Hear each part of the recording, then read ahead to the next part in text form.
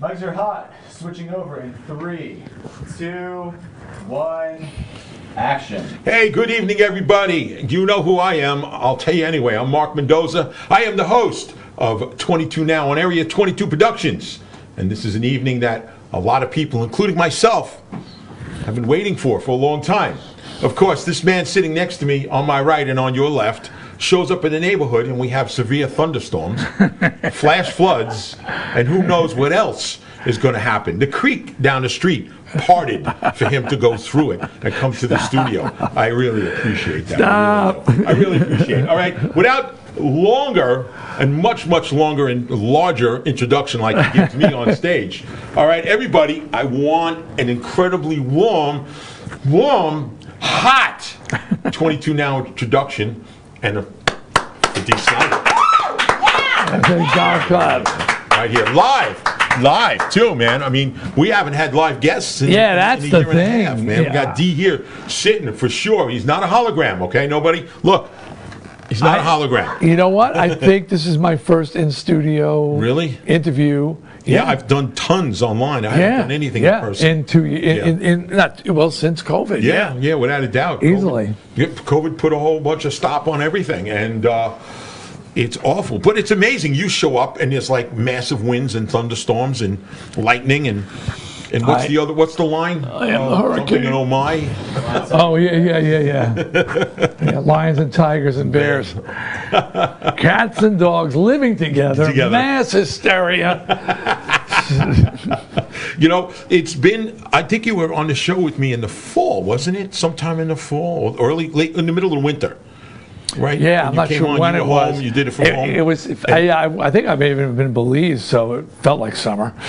Whatever it was. But I remember you kept explaining to us what the background was. And at least we have a decent background. Yes. Might not be the best thing. We got our fake brick wall, and I got the old plaques on. This is a good background. You had your storage cabinets. I like that. Oh yeah, that's okay. It's kind of industrial looking. Yeah. That was. Yes, I was showing you inside. There was guns in there. That was the good part.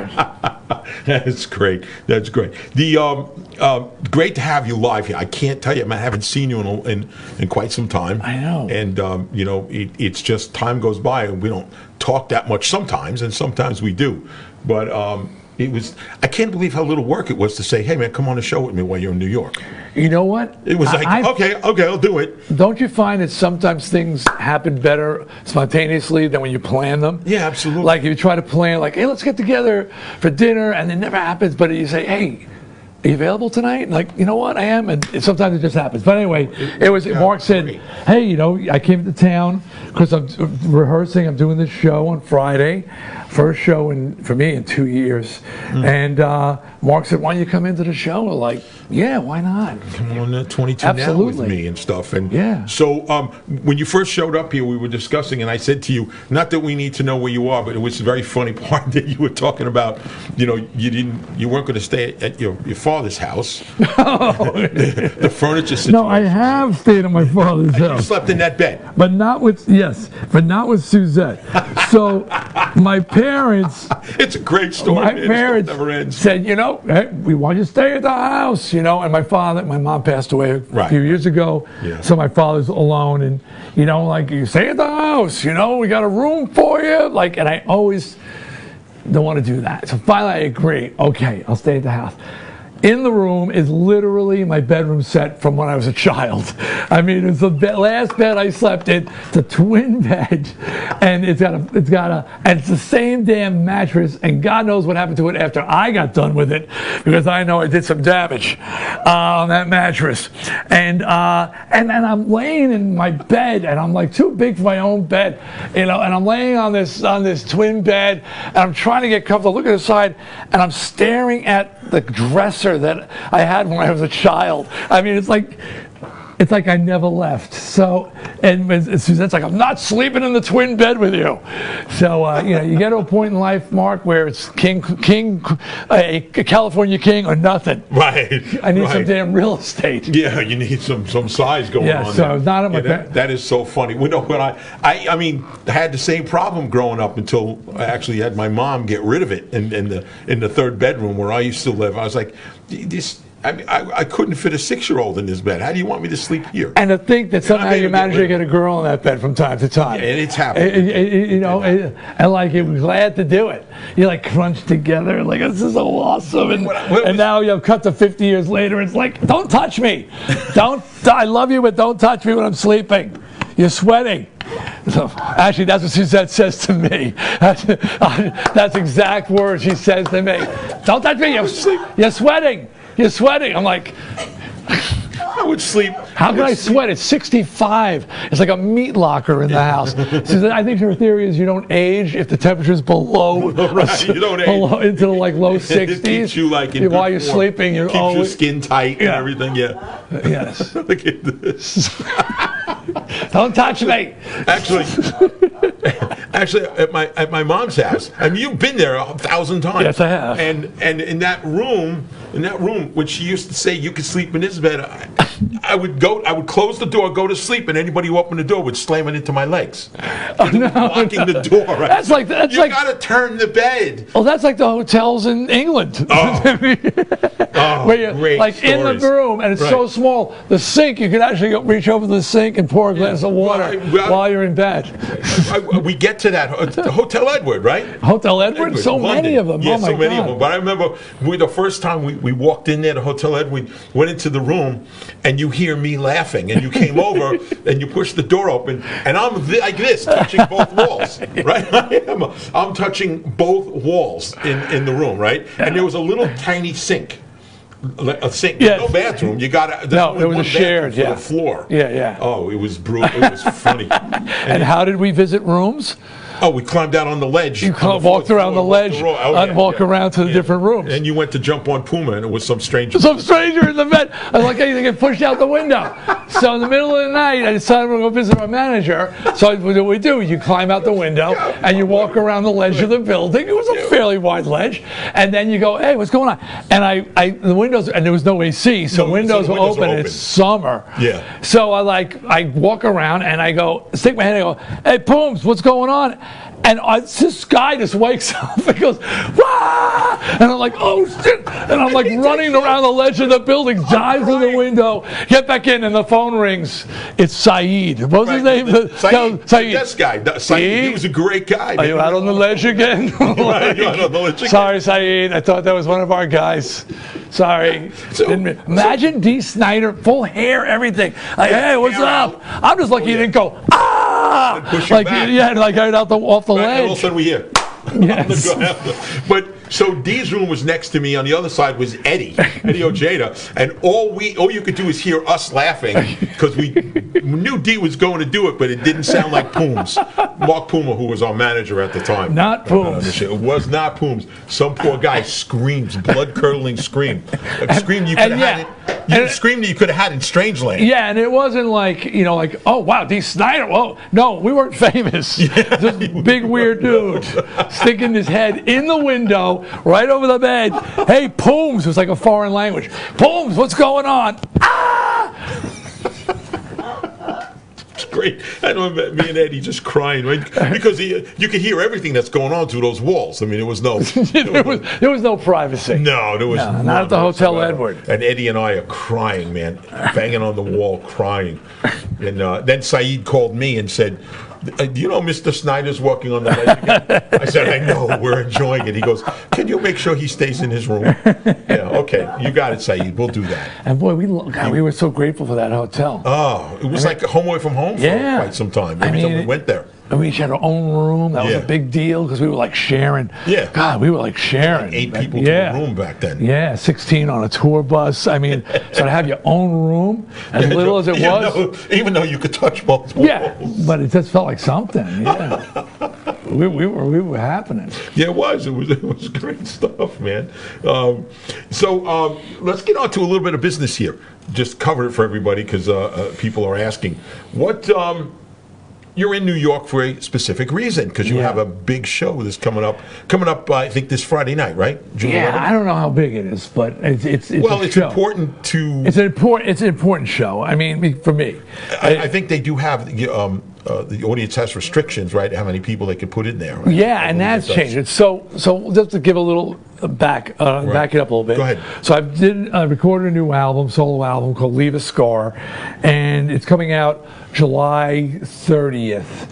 And they wanted to film like a controlled concert event because we're dealing with COVID. Yeah. Now, mind you, you're probably saying, yeah, but COVID's in transition right now.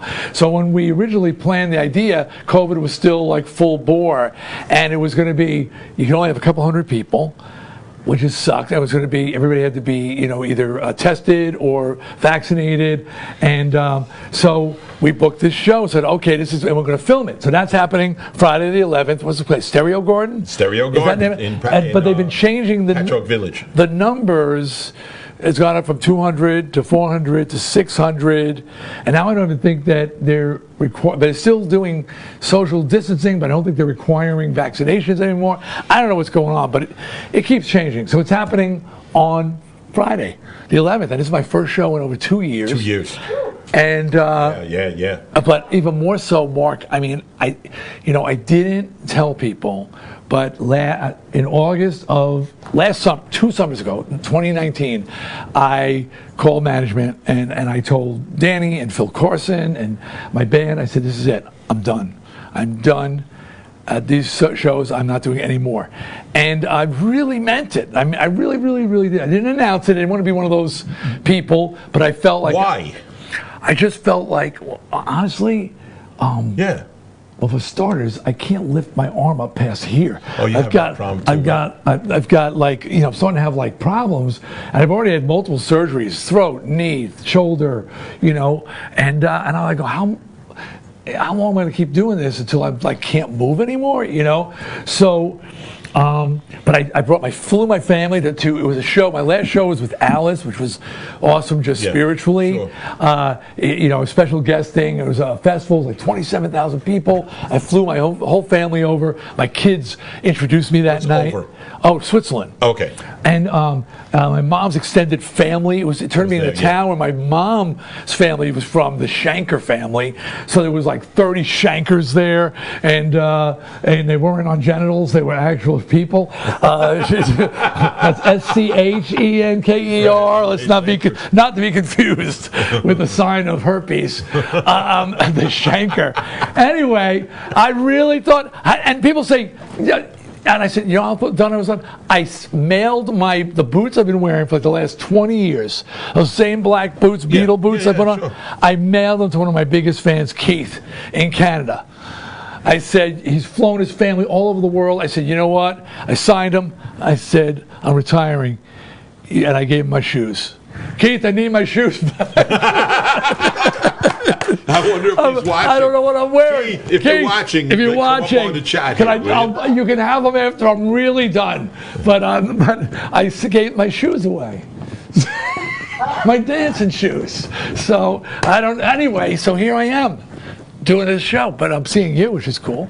Yeah, without a doubt. Without a doubt. So then what's the status? Are you really going to stop doing this? Are you really going to not do any shows like this? All right, well, okay. This is, Can I ask, or do you want to go? You want to just go over it? We can let it go. No, I don't want to put you on the spot. I will ask. First of all, I'll back it up. So when I called Phil Carson and I said, Phil, I've decided to do another record. And Phil's response was, we don't believe you when you tell us. And I said, you don't believe I'm doing a record? I said, no, when you told us you were retiring, we didn't believe it. So I said, really? And I hung up. I said, Suzette, Phil didn't believe it. She goes, I don't believe you either. She goes, she says, you're always saying stuff like this. And I said, but I meant it. She goes, I think you probably did at the time. Anyway, but this is true. I haven't written any lyrics for any songs, even for the last record or the solo record before that. I haven't done any songwriting since the 90s with Widowmaker. Right. I just haven't felt inspired. And after these past couple of years, when I say politics, I mean the world. this what's going, I mean, it's not just the United States. The world is going through an interesting political time. Of course. And you go to Greece, you go to Italy, you go to Spain, you go to all over the world. There's this tension going on, and then the COVID thing. I said, you know what? I said, I got something to say. I want to write again. I want to be a part of the writing process. So Jamie Josta produced the last record. He produced again, but I told him I want to be involved with the writing because I have something to say. So that really was the motivation. I said, I don't know if I'm going to do any live shows. This one may be it. This could be it. You never know. I might die. No, I'm not planning on dying. There's a song on the record called "Before I Go," right. and Jamie called me up and goes, "You're not dying, are you?" And I said, "It's called Before I Go." And just because I'm old now, they think he didn't mean dying. He meant before he goes to the bathroom. Yeah, before I go. He's getting to that age my pants. where it's a problem. But no, I said, I mean, it's just that. I said, if I wrote this song, it's funny, if I wrote the Price now, people would have thought it was so much more symbolic. But I wrote it in my 20s, so it was like, it was just, I said, anyway, but I don't know what's going to happen. But right now, I got a new album coming out, excited about that. We're doing this live show, and we'll see what happens from there. So it could be the last one. Could be. So, Keith, I may send back the shoes. Dee, I got news for you. I don't believe you either. I don't believe you either. I don't know, but I'm not meaning to be deceptive or anything like that. Really, it's about inspiration. You know what I mean? You feel inspired, and I felt like I haven't written a lyric in 20 years since the '90s. That's a long time. And I said, I think I got something to say. What was the last one, 30? Well, you know what? You're right. There have been a couple exceptions. 30, which was written as part of Gone Country, and then we did it. Yeah. But I didn't write those words. No, that was written by. Was that Brooks and Dunn? It was. I forgot who the songwriters were. Oh, okay. But I contributed, but it was but I didn't write the lyrics. I did write the lyrics for the song with Phil Campbell for his solo album. These Old Boots. Yeah, These Old Boots. And which came out really good. That was a one-off, that I did with Phil. And Phil, I had fun because Phil, Phil, right, from Motorhead. Yeah, of course. And of course. And Phil says, I got a title. I'm working with These Old Boots, and I said, are older than some of the people that you're playing with now. He goes, exactly. I go, I totally get it. We got clothes older than your band members. Oh, you ain't. You're playing with a couple of guys now, and you got basses older than them. Oh, without a doubt. Yeah. I got underwear older than that. I know. Look at Steve. Just say it like you're proud. I'm proud. They're not worn. I found them in a package. I really did. I found a package going through old boxes. I'm like, oh, look at these. I never wore these. But Mark, I'm just telling you, they aren't yellow. They were white originally. They aged. They're like parchment. Yeah, the parchment. What? Go ahead. What were you going to say? Go ahead. What? I remember talking about this on the radio one day when I was doing morning radio, saying, feeling a little flimsy today. That's how I opened up the show. Feeling flimsy. And my co-host was a female. Yeah. And she said, and she would always know that the answer to that was like, what's going on, Dee? Like that I'd always open with like a non sequitur. I'm feeling a little flimsy today. And she said, Beth, and she goes, why? I said, I don't know if girls have this situation. I said, but guys, we have that pair of underwear that we don't throw out just in case. And they're really only underwear in a grammatical sense. They once had elastic and they once were made of fabric, but now they're so worn, they barely do the job anymore. But we don't throw them out just in case. Just in case we run out of underwear. And I am wearing that pair of underwear. So I'm feeling a little flimsy. And every guy on the show knew exactly what I was talking about because it's the just in case underwear. And Beth owned up, and Laura, she's going to own up the granny panties. She said, we've got the granny panties that we keep just in case. And they're in the back of the drawer. So I don't know why that made me think of that. I'm not feeling flimsy today, but just being around more. Oh, you're talking about underwear. Yeah, I have news for you. Yes. I have a thing called a burn barrel. Yeah. You know, like you burn paperwork in. Well, I throw all my old stuff in there too and just light it up. That is a great, you know what? I have a burn barrel, yes. And you're not afraid of You never getting... heard of a burn barrel? It's a 55-gallon drum, right? It's got holes in the bottom and a grating, so the air goes in the bottom and makes a nice big flame. And in the wintertime, it's great. It keeps the area warm. It sounds like an Always Sunny skit. Well, it's what you see in movies and like in encampments. They have a burn barrel. I really have one. Let me just say to the males in the audience, burn those underwear. Yeah, I mean, because if you have them, you will wear them. And if you don't have them, you'll be forced to go buy new ones. But as long as you have that gnarly pair in the back of the drawer, it's going to be a day where you're walking around just not feeling like your boys have a home. You just don't feel like your boys have a home. That is one's hanging out one side, and it's just like, it's a scene. It's a bad scene when it gets that bad. Bad scene. Is this the conversation you were expecting people listening in here? Is this rock and roll? Do you want to know the brand? Oh, jeez. I'm a Calvin man. Mark Wahlberg inspired me. Marky Mark inspired me in his early days. And he was talking about his Funky Bunch. His Funky Bunch. That was the Funky Bunch. All right, get back to a couple of questions that people have. What's going on? So stop talking about underwear. Yeah, okay. No, we can continue. I don't mind. It's okay. I mean, this could go on for hours with you and I. You know how the comedy routines would go on forever when we were hanging out. There was no end to the stuff. It just never ended. I'm looking at people; they're laughing. Yeah, they are. The burn pit.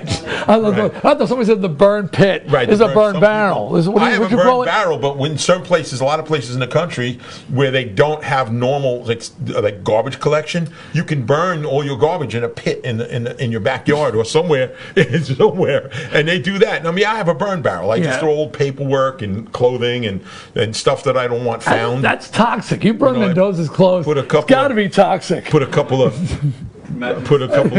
people that I didn't care for so much in the burn barrel. Hey, Mark, how come there's teeth in the burn barrel? I don't know. There's a tibia in there. What's that doing in there? Damn. I thought it burned hotter than that. Yeah, well, it's only so hot you can get it. But I know how to get it real hot with, the air coming through the bottom and, make a nice flame. In the wintertime, it warms up the night. Someone said, I thought all rockers went commando. Okay. All right. So this is a true story. Go. About when I stopped going commando. Okay. No, but this reflects on J.J. French, okay? J.J. French had a pink velvet outfit. It was pink velvet pants and pink velvet jacket. Yes. And it was skin tight and whatever. And so JJ used to go commando until he comes up to like the old days, the big guitar solo. You step up to the stage, and JJ with a low Les Paul. I'm stepping up here. I'm going to step it out. He spread legs it like this, and he splits his pants, and his sack dropped out. Now he's playing his guitar solo, and he's got like a mini speed bag hanging down between his legs. And then he finishes a solo, and then he works his way over to the side of the stage where he has some emergency duct tape surgery done there. And I said, I'm never having the speed bag falling out. I've got to wear something underneath the spandex just in case. You don't want to have anybody seeing your speed bag hanging out. So that's when I stopped going commando. Steve, he's horrified. Just picture it. Pink, skin-tight velvet, and a speed bag hanging out down below. Me too, that's why. Not gonna lie. Yeah, on stage, it's been fun. It's great stuff. I forgot all about that story about JJ. It's like it burned in my memory. I was standing behind him. Yeah. People in the front couldn't see because he wore his Les Paul down low. Those of us behind had a view to take with us that will never get out of our minds. Yeah, burned into your brain, into your mind forever. There's one for the burn barrel, ladies and gentlemen. Yeah, right. The one that you can't put in the burn barrel. It stays with you. So Friday night. Yeah. Besides doing a live performance for the record company, isn't it attached to some other reason also? Oh yeah. Well, I want to say that Yes. a couple things. I know what you're getting to. Go ahead. One, it's being filmed. That's why I'm doing it. We're filming it for a future, broadcast, when the album comes out. So that's why I'm doing this show. Secondly, prepare yourself. I mean, let me just say, Twisted Sister, it will always be the proudest moment of my life. Hard fought with brothers in arms. I mean, we made a statement, and I will always be proud of it. At the same time, I am trying to, as I went solo, trying to create a solo body of work that represents me. I mean, it's the idea of being solo, I think. If you're going to just play Twisted Sister songs, well, then why don't you play with Twisted Sister? So, be forewarned that most of my set is Dee Snider material. I mean, I've got 5 albums now, and a lot were misfires. But now I'm starting to have songs that people are starting to identify with me, and so expect to be hearing a lot of my stuff on that show. But what Mark's alluding to is Melissa's Wish. Yes. Right? Yes. A charitable cause that we've both been involved with since its inception.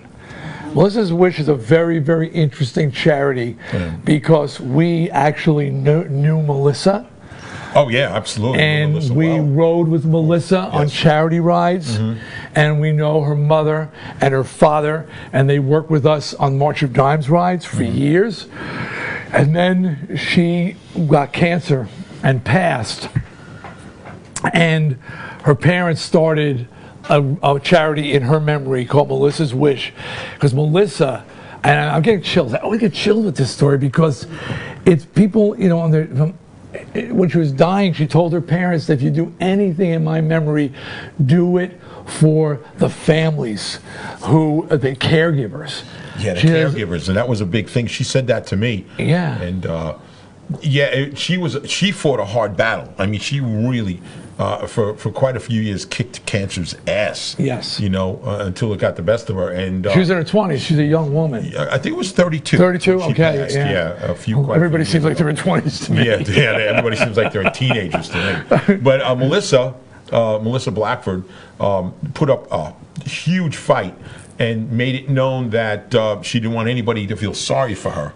And her parents followed her wishes and started Melissa's Wish. And it's all about taking care of the people that do the caregiving.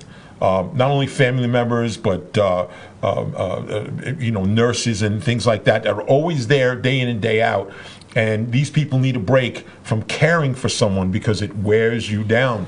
I had to do it with my mom and other relatives and my father, and everybody out there can tell stories of being a caregiver and making things happen. And that's what Melissa's Wish is all about. So the charity will will help you maybe pay bills, maybe get medical supplies, maybe just, even if it's spiritually, sometimes people need that. And this is what Melissa witnessed, she was in hospitals, and she witnessed is that, after the people pass, the residual effect of that passing, tremendous. Emotional and financial.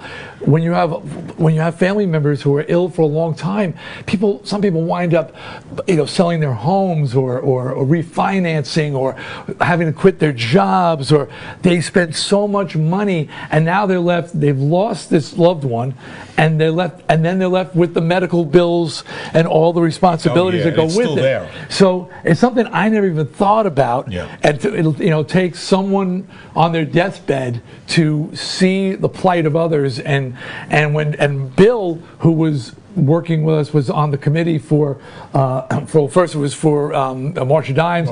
Then it was for the Harry Chapin Long Island Cares, Long Island Cares Food Bank. And when he said, "Listen, I've got to go and do this charity for my daughter," I said, "Why don't we do that charity for your daughter?" And we asked the committee, and everybody unanimously, we all knew Melissa, and it was like, yeah, this is a good cause. Nobody ever thinks about the caregivers, and they're the ones who are left with the biggest burden when the loss of the family member and the economic burden as well. So, so there's a charity part of this event on this weekend. So on Friday, I should say, as well, for Melissa's Wish.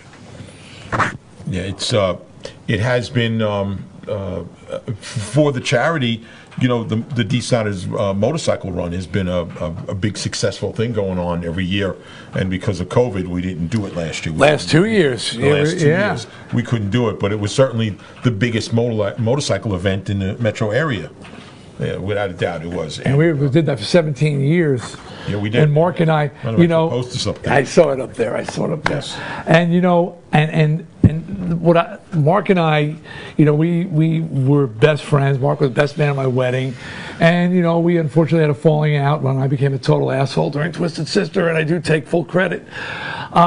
Is it credit you want for that? Responsibility. I take responsibility.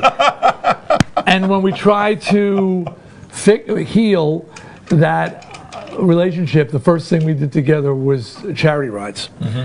Mark, from the first charity ride I did up in Connecticut, and all the rides I've done, Mark has always been there with me, riding with me, on the committees with me. Yeah. And that's what brought us together as people. The band was secondary, really. At that point, it was secondary, because when we first started doing this, there was no band. I remember there was a moment. I don't want to rehash bad times, but we did something for VH1 or something, and then we had a big blow up in the studio, and I said, Mark, I said, you want to talk about this? He goes, no, I'm not going back there. He said, I'll ride with you. And I said, I'll play with you, but I don't want to fucking go back over the past. And I got that. And I said, fair enough. And first things we did was charity rides together, and then Twisted started as Twisted, to our credit, charity shows. Right. New York Steel, playing for the troops over in Korea. USO tour. USO. Korea, yes. I mean, we did, it was all, and that brought us back together, doing charity work. Oh, yeah, without a doubt. The charity stuff was the first thing that we really socialized with. Yep. Getting all that stuff done and all the meetings in business. So it's great that you're still supporting the Melissa's Wish, the whole thing, the charity, and everything like that. Yeah, they wanted to tie some charity, and unfortunately, we haven't done rides for 2 years now. So I said, well, let's do Melissa's Wish, and that was, I'm really glad to give something. Yeah, it's good. That's a great cause. It really is a great cause. Anybody who wants to donate to it, just look it up, man, and donate to the cause. It's an amazing cause. It all goes to great stuff, and it's going to be up on our chat there if anybody wants to help out that cause. Yeah, Melissa's Wish, helping caregivers. Nobody ever considers their plight, and certainly they really have a lot to deal with. Major burden. Tremendous burden. We got all serious. You gotta get serious once in a while. Once in a while, all right. Then we, I hate sounding it sound like we're doing a telethon. Yeah. The phones are ringing. Yes. All right, now comedy jokes. Yeah, the comedy stuff. The history here between us. If there's, I have to say that being in Twisted Sister, of course, with the five of us, and we miss AJ, we can't do anything to bring that back, but that gaggle of people was some of the funniest things ever in my life. It's actually, that's the technical gaggle. Gaggle. It's not a man, it was a gaggle. It wasn't a man, it was a gaggle of people, because the comedy never stopped. No, it was just, you go through life and you're in all kinds of situations with all kinds of people. And I have to say that the funniest stuff went on with TS. It was just so far above everything else, and I'm in some pretty funny situations. What do you see there? I thought that the guy who's got my shoes was writing in, but it's not him. We have to keep an eye on. Keith, are you listening? Keith, I thought you follow everything I do, Keith. Dee needs his boots on Friday. You're gonna lose your number one proclamation, let's go, man, and got to get the boots back. Yes. And he'll give him back to you. Believe me, fully sweaty and everything. Yeah, we won't put him in the burn bin, the burn barrel. Yeah, right. He really should go in the burn barrel. I won't burn them, Keith. We'll give him back to you. Dee needs his boots back, so get him his boots. That's amazing. Yeah, put the club address up there on the thing. Right. If you got these boots, please send them too. And these boots ain't made for walking, that's for sure. So somebody actually, a while back, you don't have to go to it, but a while back said, what is the most difficult or pain in the neck outfit that you wore to deal with? Oh, man. Yeah. We had some. In what regard? I don't know. It was just that simple question. No, I mean, I think it was some of the, was the one late. This is some of the early stuff. You people who were like Twisted Sister, MTV people, right. You don't know some of the experiments. Yeah, the experiments. That we went. Yeah. I mean, I remember Eddie saying, "Aren't you embarrassed to wear that stuff on stage?" I said, "Suzette makes it. I'm wearing it. You got no choice. And I'm wearing it." You have no choice. I mean, and yellow and pink and baby blue. Yeah, and I recently found out. You look like an Easter bunny at one point with all the yellow. So this is what I found out. So I used to wear a lot of pastels. Go ahead. And some grown women I met on the street, they go, "Hey, did you know we could see through your spandex?" I was like, "What?" And they were like, "Yeah, you wore all those pastels, and then you would sweat, and then the lights would shine on, and we could see everything." That's like a wet T-shirt contest. Exactly. I had no freaking idea. I go home, I says, "Suzette, I met some women, they said they could see through my spandex." She goes, "Yeah." Yeah? She goes, no big deal. "You knew that?" She goes, "Yeah." I said I had no idea that I was up there wearing pastels. So, but anyway, I went through a Rocky Horror phase. So I had this one outfit that had a garter and a stocking, and it was a tie and a feather boa, and it was a whole thing. It was a scene. So, so that was the most difficult outfit to put on. Get the stocking and the garter and everything. Because I'm a dude. And dudes don't do that stuff good, we're ham-fisted. I don't know how to put on a stocking without ripping it, So hey. Oh, it's too good, man. It's just too good. The history. Pastels. Men shouldn't wear pastels. Especially if you're going to sweat. Yeah, if you're going to sweat in the groinal area and you're commando. This was pre-JJ French splitting the pants and the speed bag falling out.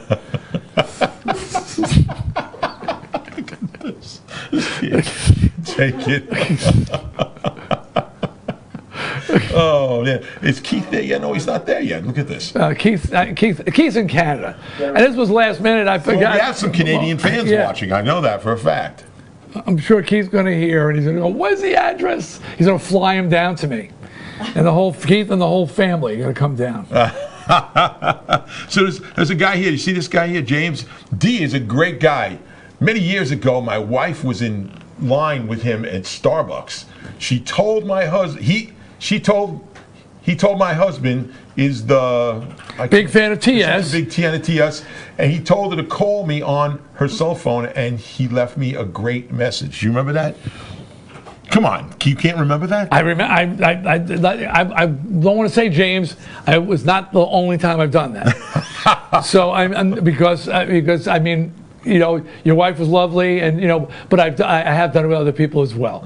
But it's funny. I used to it's I don't know. It's you meet people and you hear constantly what we meant to them, you know what I mean? And it's very touching sometimes. And people say things, really say, "You helped me get through a part in my life." It happens all the time, and we see it on the chat all the time. And, once in a while we'll be out, and Laura and I were out one time last year before COVID. That's really the last time. Mark Monroe says, "Toronto, Canada in the house. I don't know Keith. Sorry, I don't know Keith." Anybody in Canada who knows Keith? Oh, it's Waylon or Wylan. Okay, if you know Keith, tell him I need my shoes by Friday. Okay, and no pressure. Canada, no pressure. No pressure. The whole big country. Who knows Keith in Canada? Yeah, they'll probably be quarantined. I won't be able to wear them. Yeah, right. Wear your shoes. They're quarantined at the border. They're quarantined at the 14-day quarantine. Yeah, with just in case they have COVID on them. That's too much. But so it's amazing, and this was obviously. I haven't done anything, gone to restaurants or done anything since COVID at all, besides go to the store and go to whatever I do and come here.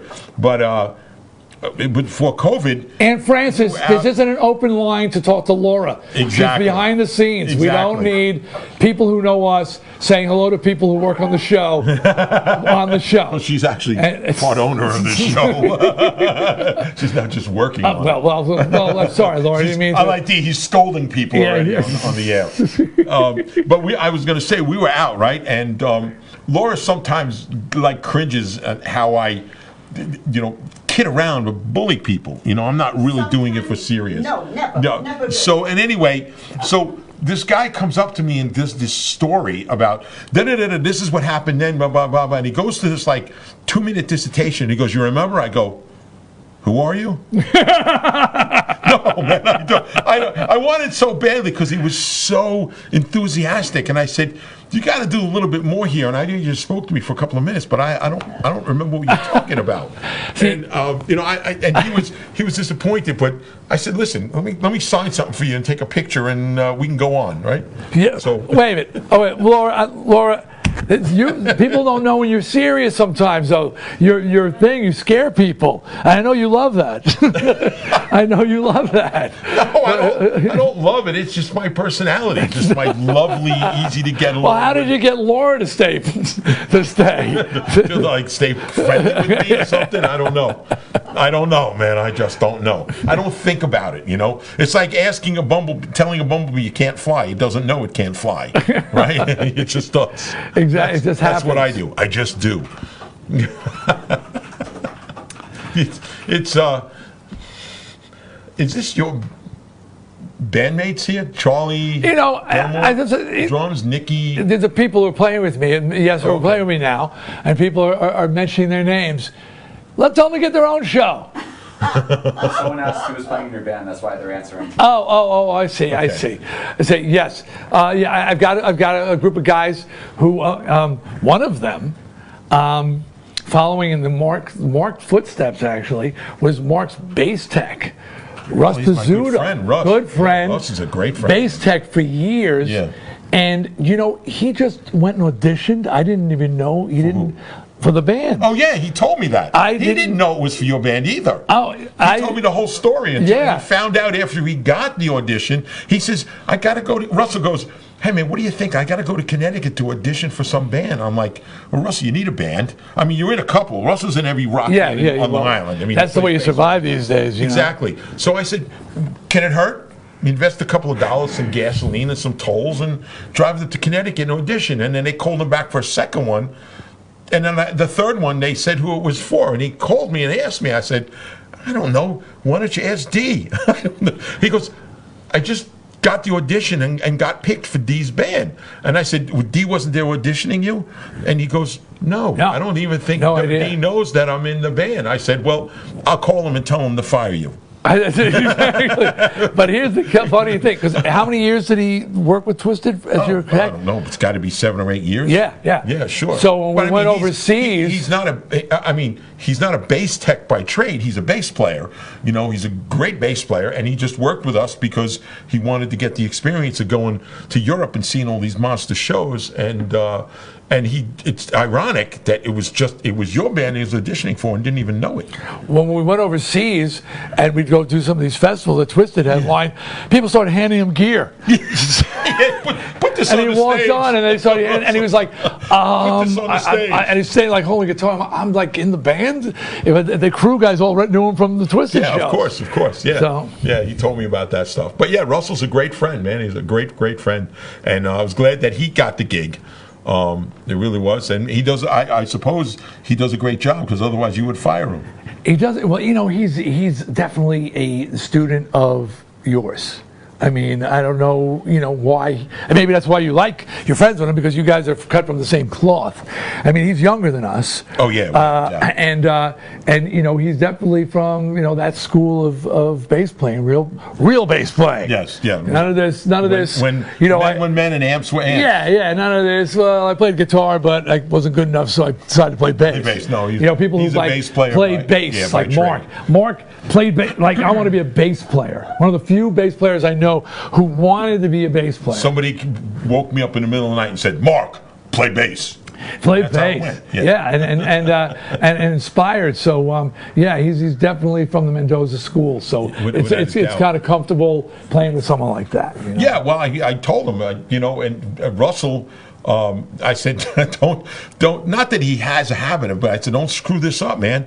You know, do what you got to do, get the job done, because you know, you never know what it'll lead you to. You know, I mean, you got to get out there and network with everybody and get other auditions and make things happen. Yeah, so this isn't a career tour move. all year round. This is not a career move. No, it's not. It's the opportunity to play some music, and then Right. hopefully you make something else out of it. For sure. Absolutely. Yeah. So, and that's what I always told them about teching. I said, you should be networking out there with all these metal bands, these younger bands that play on the same shows. And, So you see his, don't give out his full screen name, but you know his email screen name? Yeah. Thudabunk. Yeah, Thudabunk. I said, what the hell's Thudabunk? He goes, sound of a bass guitar dropping onto the stage. It's Thudabunk. I know. Thudabunk. When the strap breaks. When the strap breaks, it's got a Thudabunk. It falls on the stage. Oh, that's Russell. that really is Russell for you. You know, when just talking about rock history and things, before we started the show, you were reminding me of my story about seeing West Bruce and Lang in Radio City. Wow. Yeah, just one of the monumental moments in rock music history, and for the people who don't understand it, we're talking about Leslie West, Jack Bruce, and Corky Lang. And Leslie West and Corky Lang were from Mountain, and Jack Bruce was from Cream. And when they started the show in Radio City, of course the PA was there and the stage was blank. There was nothing on the stage. You just saw nothing. And they came up out of the floor, and all of a sudden you heard the cymbals being hit, even though the PA was on, and then you heard the amps, and that's when you got pinned back in your seat. You said I was there. Yeah. So I live vicariously through Mark's story. But first, it's like there's nothing on the stage, like you said, but you're at a rumble because the song starts full bore. Yeah. And Mark says, what's going on? And then the stage opens, and then it starts to come out. You see cymbals, feathers. He said the first thing, Corky had these big feathers or something. Feathers on the front of his drum set. Yeah. And then the band rises out, and the volume. Oh, the power was huge. Yeah, absolutely monumental. Men were men. Yeah, men It had were to be men, like the answering. reverse, and I didn't see this either. What? But the Motorhead tour, where they came from they had the stage, they came down. Yes. That must have been a lot like that. Where they kick in and there's nothing on stage. I think it was Iron Fist tour or something, and the big fist opened up. Apparently, again, I never saw that. And then the whole stage lowered, and the band first you saw the boots and the amps. That must have been great. Yeah, I wish I was. Motorhead coming out of this. But I got to see some of that stuff, which was amazing. And another great show that you and I had seen was Van Halen opened up for Black Sabbath at Nassau Coliseum. Remember that? No, it was. I'm sorry, it was Madison Square Garden. Madison Square Garden. Madison Square Garden. Madison Square Garden. Remember, never forget it. No. But this is so. First of all, kudos to Black Sabbath. Right. Black Sabbath were that band who were never afraid. And maybe they should have been sometimes, quite honestly. But they brought out the hot young bands. And I saw them to their detriment because I once saw them at the Coliseum with Jay Giles. And Jay Giles rocked. Right. This is before Photograph or whatever that song. Whatever. This was when they were a boogie band. Right. And they would just get everybody on their feet. Rock. They were just they rocked. Yeah, and they then really did. when Sabbath came on. Sabbath, everything was, and people would just boogie in it. Like people just didn't want to They stopped dead in their tracks. Yeah, didn't want to do that. To And people were leaving in droves. I didn't, of course. Sabbath. Yeah, Sabbath. We're Sabbath fans. So they would never be afraid to have Aerosmith open or they wouldn't care, and they would bring the best bands, and they brought Van Halen. Oh. And we went, Suzette, me, Mark, and Date. He just said the date. I don't know. It was a date. It was a date. The date du jour. And Mark's date. The girl. The date of the day. You know. Anyway, we go, and Van Halen is amazing. I mean, it just they were a shock to the system. Seeing that energy on stage. It was 1978. Wasn't it? First album. Yeah, first album. Yeah. And it was amazing. But then Sabbath came out. And everybody was on their seats. There was no, Sabbath came out, and I'm on my seat, and Mark is sitting in the seat, and he's like this. And I'm up on the chair, I'm like, Mark, Mark! I go, what's the matter? He goes, it's just so heavy. It was so brutal. heavy. And no way. Dee and I putting down Sabbath because we're huge Sabbath fans. No, Mark way. was just, but Mark has always appreciated pushing air. Yeah, You've always moving air. You push it. Moving air. And even farting. And Geezer Butler is, I don't think he's underrated, but I don't say he's underrated, but one of the greatest bass players of all time. Music, of all time. The guy commanded it. Yeah, and the volume, him and Tony. Yeah. Oh my God, just amazing. It was just, it was almost, heavy. It was like taking you out of like warm, hot water with Van Halen and then dropping you into a cold, ice-filled tub. You know what I mean? It was just, you hit a brick wall with Black Sabbath because everything was drudge and heavy and slow. But it was, it was amazing, though. It was amazing. Yeah. Oh, yeah. So glad, you know what, and you'll understand this, they did not get the respect they would do. Let me finish. When we were kids, like the Woodstock Nation kind of looked down on them. Yeah, absolutely. And, snubbed their nose to Sabbath. And it wasn't until like till the grunge era where suddenly like bands like Soundgarden and bands like that, this light was being shined on Sabbath, and finally I felt they were being recognized for the greatness that they had, that they deserved. But they were always like, are we off the air? No. Oh, okay. But they never. I felt they got that respect until later, and I was so glad. And then all of a sudden, everybody was in Sabbath, and I was like, you know what? I remember being a Sabbath fan and getting people who would just like look down at you because there was like they weren't considered like they didn't have the credibility that Zeppelin had or something like that. Yeah, without a doubt. But they deserve all the accolades. Just a monumental band. I mean, just so many bands took, including us. Oh my God! Styles from Black Sabbath. Inspired so many bands. Inspired an amazing amount. Yeah, an amazing amount. Did you ever hear my Van Halen story before they were Van Halen? When I was in the Dictators? No. You never heard this one? I'll make it real quick. No, but I think you told me that that Michael Anthony stole your. Well, he doesn't do it like you do it. Right. But the little bass pounding. Exactly. Yeah, he copped that from you. So stole it from Mark. So does Russell, though. Oh yeah. Well, and what about Rudy? Does he steal it from you, Sarzo? Rudy's what if someone? Sarzo will do a little. He'll do a little. He taps it a bit. Yeah. It's a little. No one's like breaking it like you. No one. Mark's got a side job making toothpicks out of old basses. Make sawdust out of old bass guitars.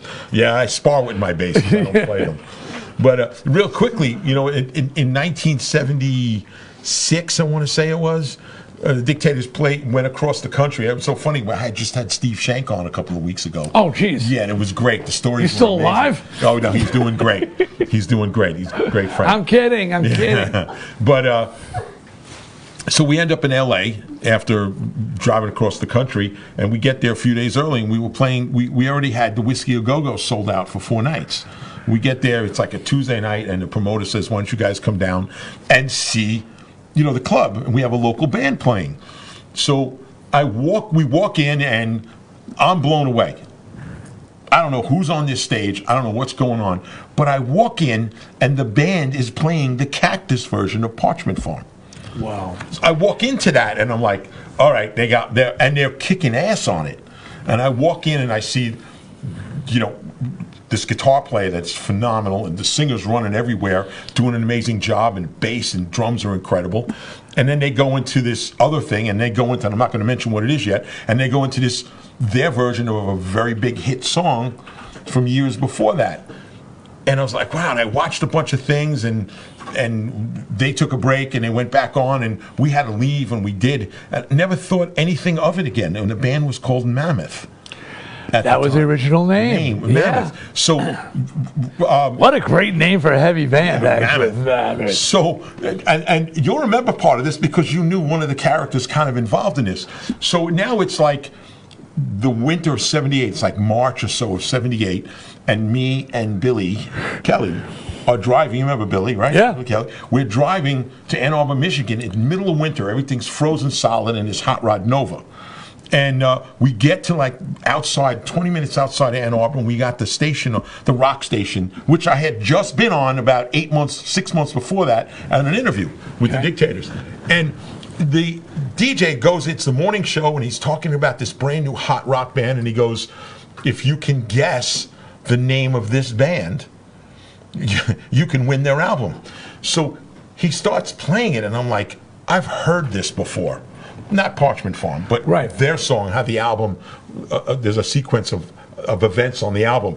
And I'm like, Billy, pull over. Man, I know the name of this band. And he goes, are you serious? I mean, it's like 6 o'clock, 6:30 in the morning. It's freezing. We've been driving all night from New York to Michigan. And so I make a pull at the gas station. I get out. It's a dime. Put it in the payphone. I'm going, shh, shh, shh, shh, shh, you know, because the DJ said the number on the station.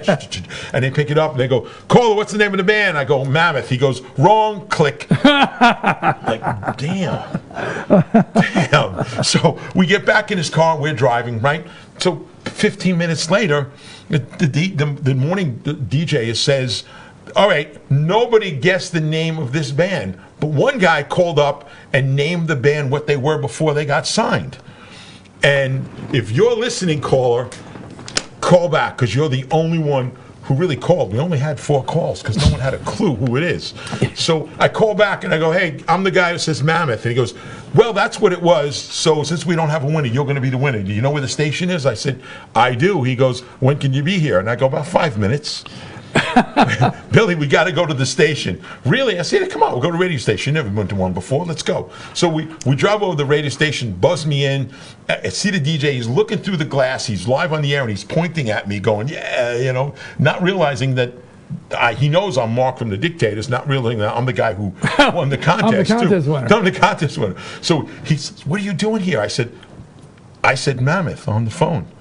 And he goes, oh, you're the winner. I said, yeah. He goes, it's great. I just had you on about 6 months ago. Let's do it. You want to come on the air for a little while? Let's do it. So we get on. And I tell my story about what it was. And it turns out to be, he gives me the cover. And I look at it. And I'm like, okay. He goes, it's the new band called Van Halen. And their name is no longer Mammoth. And how'd you know that? And we discussed it on the air that I had seen them in L.A., before they were signed, before Gene Simmons got his hand, just started, you know, mixing up with, because Gene Simmons got them signed. I know. Yeah, he got them signed. And the first album. Let me tell you something. We're responsible for the success of every band. But so it wasn't the Parchment Farm equation part of the equation. It was the fact that I remember at Eruption going into You Really Got Me, because they played it that night on stage. And I'm like, I know this band. I've heard this before. And Billy's going, there's no way. I said, yeah, when I was in L.A., I saw these guys play, which, you know, turns out to be one of the biggest bands in history, Van Halen, which was, you know, whatever their history is, whether you like or don't like, I love it all. And, you know, I remember riding. We used to always ride to the gigs together. Yeah. North Drive. The big olds. The olds. What model? That was a 1972 Delta 88. Two-door. And it was Olds 88. Anyway, and we used to ride. Mendoza picked me up, and we would ride the gigs together all the time. I remember first time I heard Van Halen, late at night coming back, so it had to be early in the morning. And it came on the radio, Eruption, and it was the first time I heard it, and that was like, just like, what the hell is that? Yeah, and you said, that's Mammoth. I'm like, no. And that's Van Halen. Oh, yeah, they changed the name. That's right, we did hear it coming back. You know, speaking of Dictators, okay, I mean, you know, I don't, you know, we've spoken about Dictators, and you've got your issues with the band or whatever. Just saying, you guys do not get the respect for what you achieved and what you did. And I've been watching documentaries. Yeah. I just watched one on the Dead Boys. Yes. And it shows Stiv surfing on that story you tell about Stiv Bators climbing out at speed. Yeah. He did it all the time. Yeah, he did it all the time. It was insane, son of a bitch. And they're showing them and they're showing all the posters from CBGB's, and on the movie CBGB's, the documentary on it, and they show, and the Dictators are there headlining in all these situations, and yet they don't. they don't get acknowledged the way these other bands did, and they should. God, the Ramones used to go see the Dictators. That leather jacket and jeans and tennis shoes, that was a Dictator's standard look. Not yours. You were combat boots. Yeah. Leather jacket and combat boots. Right. But I mean, and does it bother you that this is one of the bands we're in? Just to let you know that I don't know if you are aware that Ross and Andy got back together and did a couple of songs and some videos recently. No. And it's amazing. A great song which you guys will look up. Everybody wants to look up. Andy wrote a song called "Goddamn New York," and it is hilarious. Really, and it's a great video. And I'm going to be doing some stuff in the future with them. Yeah, I mean, is anybody doing a documentary on the Dictators? You know what? I don't know why it isn't, because the band really was the quintessential punk rock CBGB's band. I mean, we headlined all the nights there. We headlined all the clubs in the city, and it's just funny because I recently had Andy on a couple of times, and Didn't even he Ross. coin the term punk rock? He was the first one to put it in his fanzine or something. He called it punk rock. I mean, he coined the phrase. Yeah, and you guys also, like that crossover between punk and metal, because when you joined the band, it went more metallic, but that was a bridge band. I mean, it was punk that sort of not evolved into heavy metal, but the punk scene turned into a metal scene. When we first went over to England, the audience, remember Marquis had skins in there and mohawks and metalheads. People didn't know what the hell we were, and it was. But anyway, Dictators deserve a lot more respect. You know who's a big Dictators fan? Shy, my daughter. She's so hardcore. She is so metal. She is really, and she blew Joe Gerber away when she knew the words to the live version of California Sun. She sang the live, and Joe's jaw dropped. That's the live version. Yeah, that song we played, that rocked. I mean, it was incredible. And again, we had Steve Schenker on a couple of weeks ago, and he explained a bunch of things about the audition that I did, and how when I walked in and just did what I did, changed the sound of the band, and that's when they without a doubt decided that moment, and I didn't know this, that they were going to change the sound of the band and make it more like a rock, lean rock metal with some pop stuff in there, because Andy wrote great pop rock songs. But then also you guys, you came to CBGB's and you were out on national and international tours. Yeah, big time. I mean, with Kiss and Boys to Cult. And then you went to Europe and you guys were playing, all the whole punk scene was exploding there, and you guys were like right in the middle of it. Yeah. Yeah, we did a tour opening up for the Stranglers. Yeah. Oh, tremendous tour. Opened up for the Stranglers, and it was. I look back and at times I didn't like it because I just thought it was such a nasty thing going on. But now I look back and it's part of history, and I certainly enjoyed the whole thing, and I'm really glad that I was part of that history. Tremendous history. I mean, and an important part. And again, I would love to see a Dictators doc put together. I think there's a story to be told, and an important story to be told. And there's a rich history there of stuff that went on, even when the band first formed and right before the band formed, and how it got together and how the guys got to know each other. And, the missing link in there, which I've been trying to do. Did you know the drummer that I played with before the Dictators, Freddie Enoch? Did you know him? When I played with Jimmy Coveney, remember Jimmy? And you mentioned his name, but I didn't know. I didn't know him. Remember the band Baby? Yeah. Jimmy Coveney was the guitar player in Baby for a while. B-A-B-Y. Baby.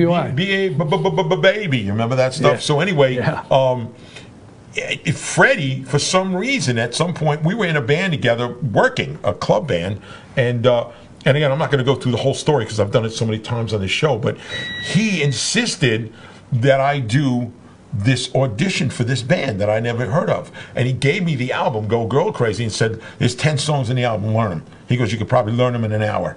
He goes, I'm going to get you this audition. And I'm like, he goes, this is going to be the jump start for your career. Like, you got to be kidding me. And I listened to the album, and I thought it was a comedy album. Wait, so look at the cover. Yeah, look at the cover. With Handsome Dick in the wrestling outfit. Go girl crazy. But he insisted that I learn it, so I did. And about 2 weeks later, he goes, listen, I'm going to drive you into Brooklyn, the Brooklyn Navy Yard, where they have a warehouse that they rehearse in, and you're going to audition for them. Okay, let's go. Throw my bass in the back of his car, and away we went. And I walked in, I met Steve Shank, Richie Teeter, Ross the Boss, and Scott Kempner, top 10. And there was no Handsome Dick there and no Andy at the time. So we played the songs with Richie Teeter singing them because he was a great vocalist. He was. And we went through it, and after like 5 or 6 songs, I remember, and so did Steve Shank, he comes to me, he goes, why don't you take a break and wait outside? I said, just say you want to talk about me. I'm good with that. So I did. I walked outside, and 3 or 4 minutes later, they all come walking out, and Fred was there too. And they go, listen, we'd love to have you drum. What do you think? And I said, sounds pretty rocking to me. Let's make this happen. So it was history after that. I actually joined the band, and we did a whole, and of course, Handsome Dick came around. All the guitar players were great. It was a great, the core band was amazing. Was a real rock band. Real rock band. But, Handsome Dick came around and like a few days later and did his thing. He was more like a special effect than a vocalist. But what was your reaction? I would love to have seen your face when he walked in. After growing up listening Robert Plant and all of these amazing vocals, and Steve Marriott, and I have Handsome Dick Manitoba as a singer. Of course, I didn't even know you yet because you're one of my favorite vocalists. Thank you. And I was horrified, but according to them, and let me just say it again, because when you walked into this warehouse in the Brooklyn Navy Yard, you looked to the left, there was a small stage set up. A nice size stage, with a small PA and amps on it. And then you look to the right, and there was Blue Oyster Cult's stage set up that they're practicing for their tour. Oh, wow. And it was in the same management, in the same building. And I was like, okay, so there's really some validity going on here. And this is the real deal. And, Steve filled me in, and probably our first shows, if we get this band together in time, we're going to go out and do a bunch of dates with Blue Oyster Cult because they were doing a Coliseum tour, which worked out for us. We went out with Blue Oyster Cult. Yeah. And so it really was. It was the Kickstarter for my career. And that's how we got to know you, even though you and me had laid eyes on each other. Oh, I told that long story. Before then. Yes. I've told that we were working day jobs. Right. Was that winter? Was I spinning the car around in the snow? I don't know. I don't think it was snow. That would have been too easy. I wouldn't have been impressed with that. Okay. Donuts on dry asphalt. The tires, right? Yeah, because we were sitting outside on mattresses. I remember we had I was on the loading dock. The loading mattresses is the worst. And waiting for the elevator to come down, and then this guy pulls into the parking lot. And I think the two afros saw each other. I had a big brown afro at that point. He had a big brown afro, and this big brown afro drove by and said, hey, that guy's got a big brown afro like yours. And he goes to the parking lot and starts doing donuts. And it was like, smoking the tires on this old Ford Fairlane station wagon. Yeah. I was driving for an auto parts store. Yeah, that was the first time we saw each other. Yeah, going in circles and everything. And then when we finally met, I walked into the dressing room and Speaks, right? Yep. And you looked at me, I looked at you, and I went, you! And you did the same thing, you! I was on that loading dock. That was you on the loading dock, me driving that car like a maniac. That's like me and Mendoza, me and Howard Stern, we became friends, but turns out we used to see each other. He showed me this picture, and he says, I used to have long hair. When I first met him, he had cut it short. He looked like an accountant. His dad told him to grow his hair out. And he showed me a picture, and he had hair down to here. And we talked, and he used to play basketball at Koznick Park. Right, Koznick Park. And I said, that was you with all the black dudes? He was the only white guy who had really long hair. And I said, I used to play paddleball next to the court and see you. But I had a brown afro. He goes, that was you with the brown afro? So, we used to see each other, but we didn't know each other at that point. Yeah, it happened, man. The same thing happened with us. Yeah, that's just that got to laid her hands on me, and Forever Blonde. She started when she said, just a couple of streaks turn into this. People say, how do you keep your hair in such great shape? Marry your hairdresser. That's the key. So, anyway, remember the movie Finding Nemo? Eric, I'll see you there on Friday. Right. Just tell Eric. No problem. You can talk to Eric. Finding Nemo. I don't even know who Eric is. I just said, see you. I'm going to be there on Friday. Finding Nemo, when they're looking for Nemo. Well, I've been trying to find Freddie because he's responsible for my career. Oh, really? Yeah, well, he got me into the Dictators, and from the Dictators, it went to TS. No doubt. He used to come down to Twisted. I don't know where he is, but I've been asking everybody, and even with my connections, I haven't been able to find him. I can't even find it if he's deceased. There's nothing. There's no records. So we lost track of him on the West Coast in California. There's a guy, kind of a variation, not like yours, but there was a bartender named Wah. And they call him Wah. And he would see me with the band Peacock. Yes. And he would tell JJ about this singer in this band Peacock. And when I got to see Wah years later and thank him, because he was one of the people that told JJ, you should try this guy out, and then just a few people. Then anyway, but so he's kind of sort of responsible for getting me the gig with Twisted. So, but I did get to meet Wah and thank him. Wow. So, yeah. Wah, I always wanted to say thank you to Freddie, man. I just Freddie Enoch. I lost. I mean, the trail went cold somewhere up near Sacramento in California, and nothing. You got people in Argentina. Oh, absolutely, Australia, around the world, man. Canada. Always, man. We got people everywhere. Everywhere. You're bad. We really do. You're worldwide. Not bad nationwide. I'm bad. I'm worldwide. Right, exactly. I'm bad. I'm nationwide. Yeah. Yeah. So I always wanted to thank Freddie. So hopefully someone will know where he is and get him to call me or say something. Or people, maybe he knows. His name is Freddie Enoch. Yes. Find him for me. Somebody Freddie. Go hunt him down. The trail went cold someplace around Sacramento, California. That's it. Went cold. If I ever get a chance to go there, I will hunt them down myself because I'm good at hunting people, without a doubt. Yeah, Mark actually did that for a living for a while. Yeah, but I haven't had a chance. I'm really surprised you haven't found him. What's that? I'm surprised you haven't found him. No, even with all my connections. San Francisco Bay Area. We got everybody. San Francisco, yeah. We tell people that, hey, just put down where you're from. If you're from the States, the city and the state. If you're from another country, the city and the province or wherever you are, what country, what city. So, and we love to see that. I mean, everybody's come up on here. Even the Mideast has come up. And at times, people watch the show. But we have to realize that a lot of these people are really supposed to be asleep. It's the middle of the night on the other side of the world. What time is it in Norway? Yeah. Well, they don't know if it's day or night. In Norway, because the sun's up all the time. Yeah, or down. Northern Norway. Yeah, they're confused. Very confused in Norway. Love Norway. Saskatchewan, Canada. Now I'm just reading names. Hudson Valley. Okay, that was a geography show. Yeah. New York. That's why you're bragging. You're in Hudson Valley. Eric. Right down Long Island. Long Island. Yes. I'll tell you. I don't know. Alabama. There's Alabama coming up. I don't know how I got lassoed into doing the show on Friday. I don't know. How you got what? Lassoed into doing this. Who came to you with the idea? What do you think? Danny. Yeah. It was management. Like we needed. We want to do we're going to film this for a promotional thing. So, and with COVID, but I swore I would never play any small venues anymore, and I'm doing a small venue again. But people who are coming, people love small venues. Have you noticed that?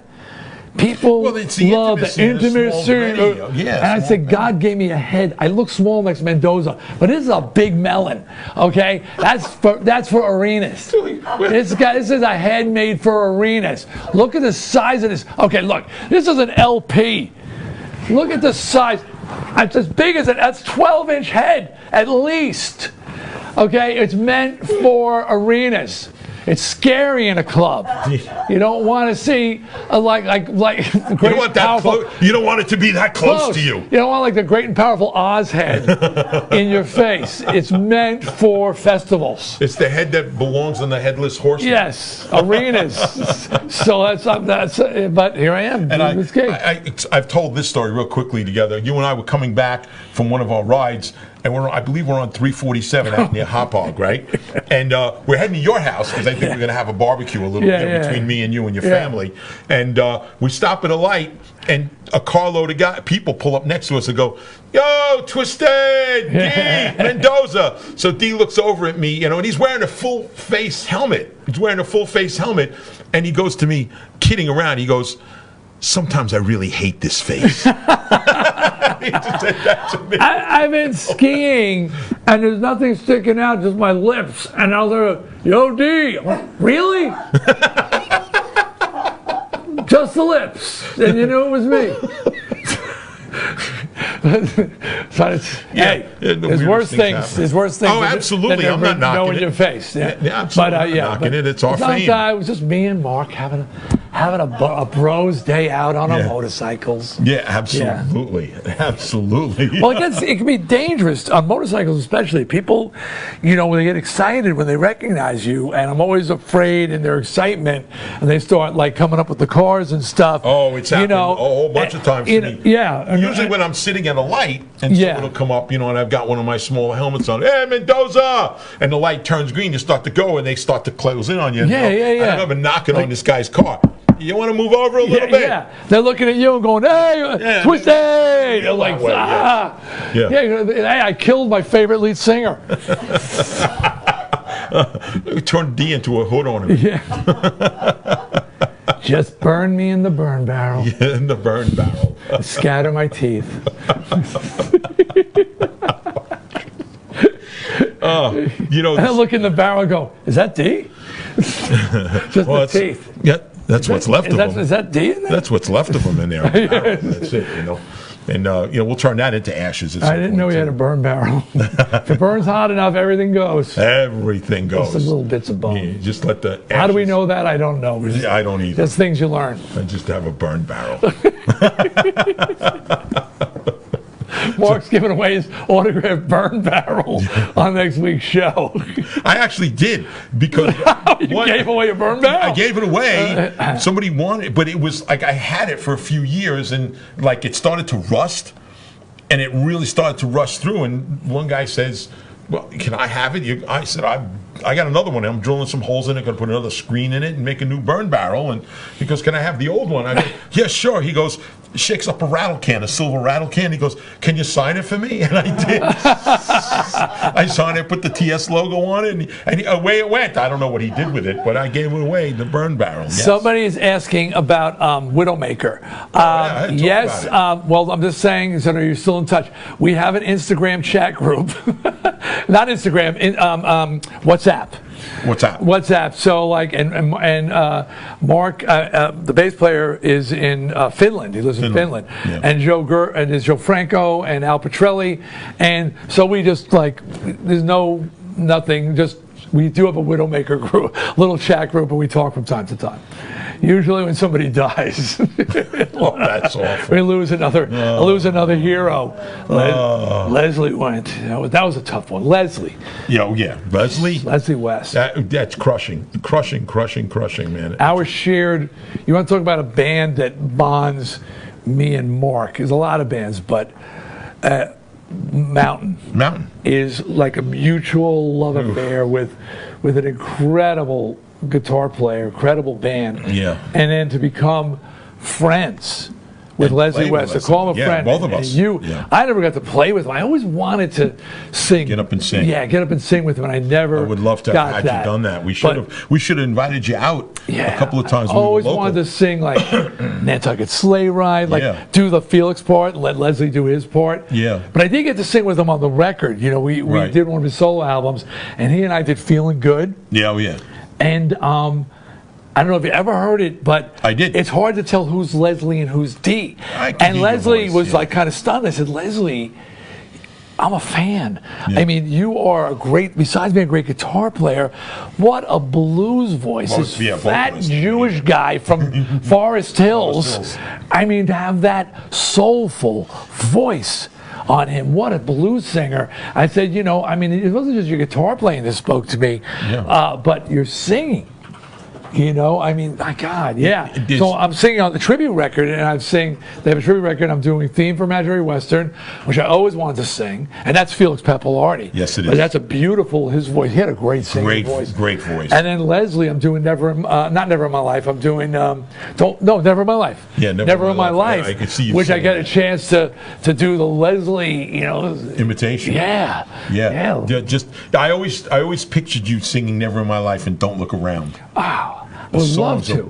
brutal. And my thing with doing covers is there's a lot of singers who say, well, I'm going to make it my own. When you're talking about fucking Robert Plant, or you're talking about Dan McCassidy from Nazareth, and I just did a Love Hurts, and I just did an ode to friggin' Dan. Oh, without a doubt. I'm not gonna sit there. I wanted to talk about. Like you pay tribute, you don't sit there and shit all over. No. Say, well, I'm going to do it my own way. A classic song like that. So I have this thing I'm involved with. It's called, it was called Rocktopia. Now it's called Rock Me Amadeus Live. And I do Kashmir. And I go out there and sing it like friggin' Robert Plant. Right. I mean, don't friggin' make it your own. Like I said, I don't have to mention names. I don't mention names. But the singer in Train. What was his name? I don't know his name. But he was in this thing before I was. And he did Kashmir. And by the way, he's a great singer. Okay? He is a great vocalist. A singer in Train. He's a great vocalist. An amazing vocalist. He did Kashmir. Spoken word. Yeah. He did it like William Shatner. Right. Like he's like Mr. Bojangles. He was like, don't let the sun speak down on my face, and let the stars. I'm like, and I went to see because I was replacing him, and I said, guys, I ain't doing that. I'm singing Kashmir. It's Kashmir. Yeah. And everybody was like, whoa, you're really singing it. I'm like. To me, that's the job. So when I go in and do a tribute to Leslie West, I'm going to try and do Leslie West. I'm not going to make it my own. I think that's bullshit. And rightly so. And I've heard you sing a lot of different songs by other artists. I mean, and again, one of our favorite bands is Cactus. All right? And if there ever had to be someone that could replace Rusty Day, because he's long gone, it would be Dee Snider. That's high praise, and it was Mark. No two ways about it. But that was what Cactus is one of those bands that Mark, just turned me on to and made me appreciate the value of, and that was a situation with Widowmaker, and they didn't know who Cactus was, Al Shelley and Mark Russell, and me and Joe Franco did, of course. We said, listen to this, and they were so blown away, like There's these hidden gems, and it's sad that they're hidden. Steve Marriott, the fact that he's not number one on every damn vocalist list. Number one. Without a doubt. I mean, Plant was a Marriott fan. Yes. Okay, no doubt about it. All these singers, Freddie Mercury, Steve Marriott was the guy they were listening to from the Small Faces. Laura knows, I mean, how much Steve Marriott influences me. I mean, what he sings like, and I can't sing like that. That's he's for sure, unknown. That he's not even mentioned. Yeah. But if you talk to Plant, and he'll tell you Steve Marriott. Oh my God, Steve Marriott is one of his heroes. It's just there's some of these people. It's just such a shame that they're unknown. And some of the things that they did, some of the songs, and again, one of the copy songs that I want to do when my project finally comes out, which I'm working on, is I am doing the Humble Pie version of Honky Tonk Woman. And we did that, what is it, about a year and a half ago now? A little less than a year and a half ago. I played the Ultimate Jam with Paulie Z. Yeah. And he didn't know what I was talking about. I sent him the link. I said, you learn this song just like this, and you're going to sing that intro. And he didn't sing it as high, but he did an amazing job. He's got a good voice. Amazing job. He's got a great voice. And he heard that, and he goes, wow, who is this? What is this? Who is this? Yeah, he didn't even know who it was. That's sad. Yeah, who it was. And it is, when Steve Marriott comes in and sings the intro to the song, in this one particular version of the song, it is phenomenal. And Laura was there, right? How amazing was that version of that song? And all the musicians there that night are asking us, where'd you get that version? Where'd these come come from? And nobody knew. Why is this a that secret? It was Steve Marriott. Why is and it? Humble Pie. I was doing that's Sturgis, and I was hosting this thing for VH1 Classic. I would host an annual show they did at the Buffalo Chip, and I'm interviewing Ted Nugent, and I said, you're from Detroit. Do you know Steve McCarty? Jim McCarty. Jim McCarty. Sorry, Jim McCarty from Right. Cactus, and he goes, oh my God, and he goes into a full Ted rant. You people out there, you need, and because Jim McCarty is unknown. There's a guitar player who's on par with some of the greatest guitar players in history, and Ted just went, and rightfully so. He just said, go. I want you people to go and look up Jim McCarty. And he was with the Detroit Wheels. He was with, who did he play with? He played with Buddy Miles. I saw him with Buddy Miles opening up for 10 years after. And he's one of the great players, and yet, yeah, I mean, he ended up in Cactus and a few other, art. I mean, he's still alive. I mean, I don't think he's, in great health. No. And of course, from that band, Rusty Day passed many, many, many years ago, but Tim Bogert also passed last year. I know. Also, another hero of mine is a bass player. Hero at the top, pinnacle. Tim Bogert. Oh yeah, you were always Tim Bogert fan. Oh yeah, tremendous Tim Bogert fan. But there was just a point that I wanted to make to you about all of this, and you're talking about hidden gems. I mean, like I said, and I'll say it again right here: if there is anybody walking on the face of this earth that can do Rusty Day from Cactus, it would be Dee Snider. Okay? When you did that version of Evil, that is really a Robert Johnson song, right? So rocked what you did. Oh yeah, Evil. And that's on. I'm glad you liked it. I didn't. We weren't talking at that time, and I said, I wonder if Mark will hear this because I wouldn't know it if it wasn't for you. And I again, you're going to do it. Honor the person. Honor the person that you're saying. If you're doing their version. Sure. And I tried, so I'm glad. Thank you for that. Your version of Evil, and you did a great arrangement too, because it's not the original one, but it's still an amazing arrangement. I know that Franco was like, because Franco, knows Carmine really well. Carmine Appice. Is it Appice or Appice? He changes it all the time. Which one's Appice and which one Vinny's? His brother is one way. Way. I don't know. I love those guys. I love them as drummers, and I grew up on them, and they're still amazing drummers. They really are. What a player. But Carmine knows Franco. So Franco, was dying to play. And it was a tribute to Carmine, but still make it, and Franco's a great drummer as well. He played with Twisted. What are people wanting us to talk about here? Italy. Hi, Italy. This is okay with geography again. Hello, Italy. Mark is absolutely my hero on bass. Yes.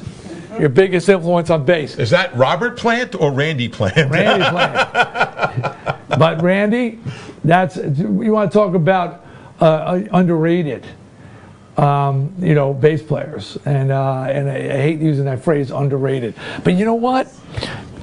My biggest frustration with Twisted Sister, and it's not the band, it's is that everybody thought we were pedaling as fast as we could. Right. That we played what we played because we couldn't play anything else.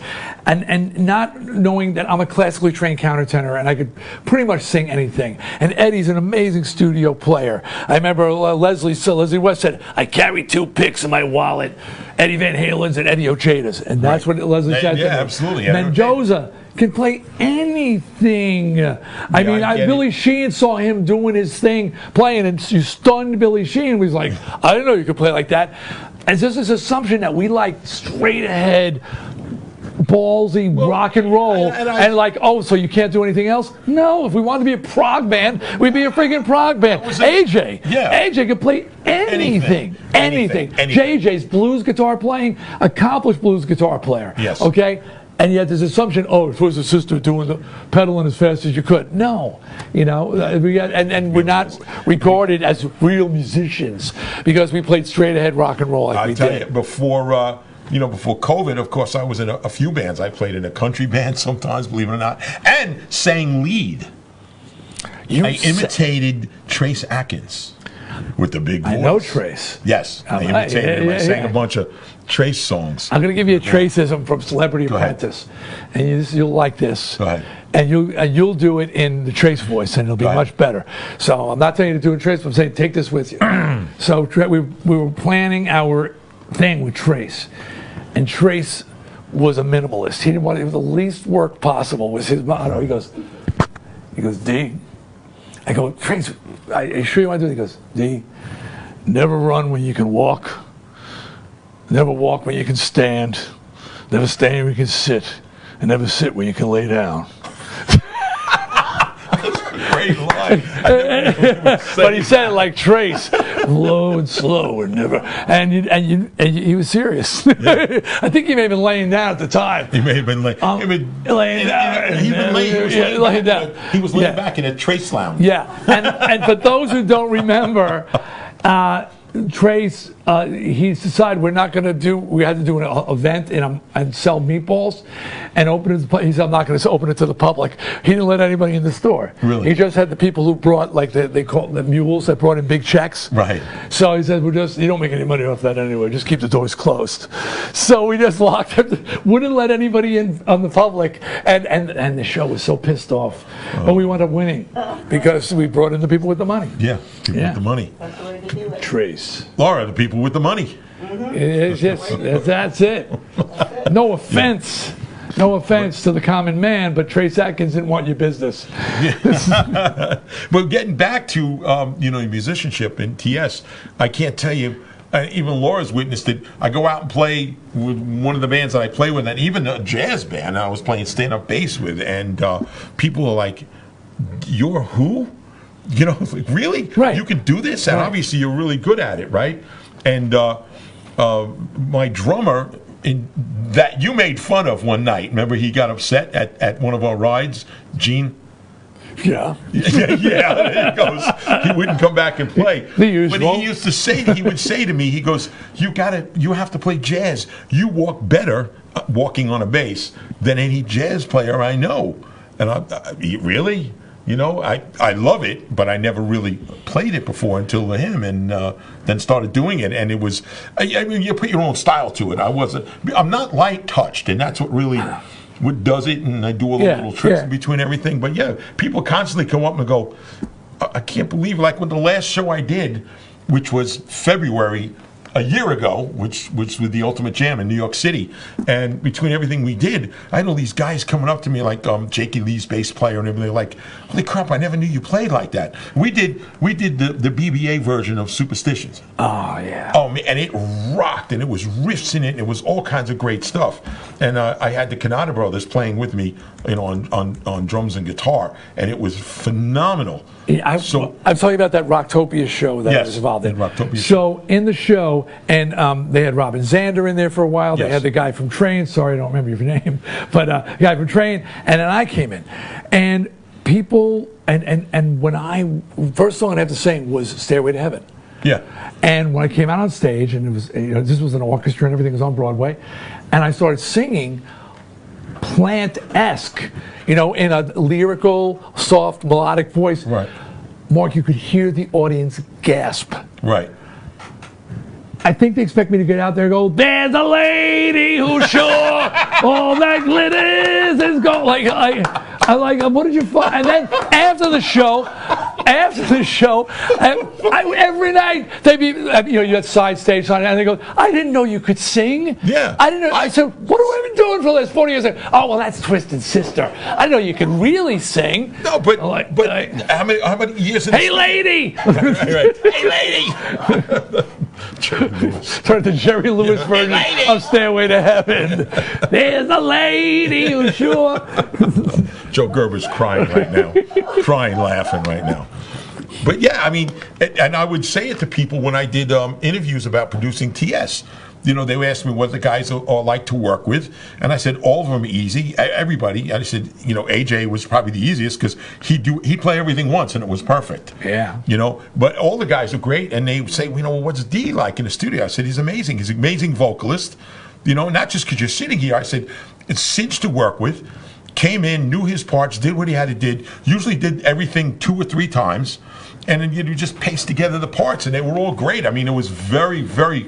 There was almost nothing bad about any of the performances. Nothing. There was nothing even marginal. It was all great stuff. So well, on that, people don't know that. If anybody's heard the Love Hurts, Uninvited.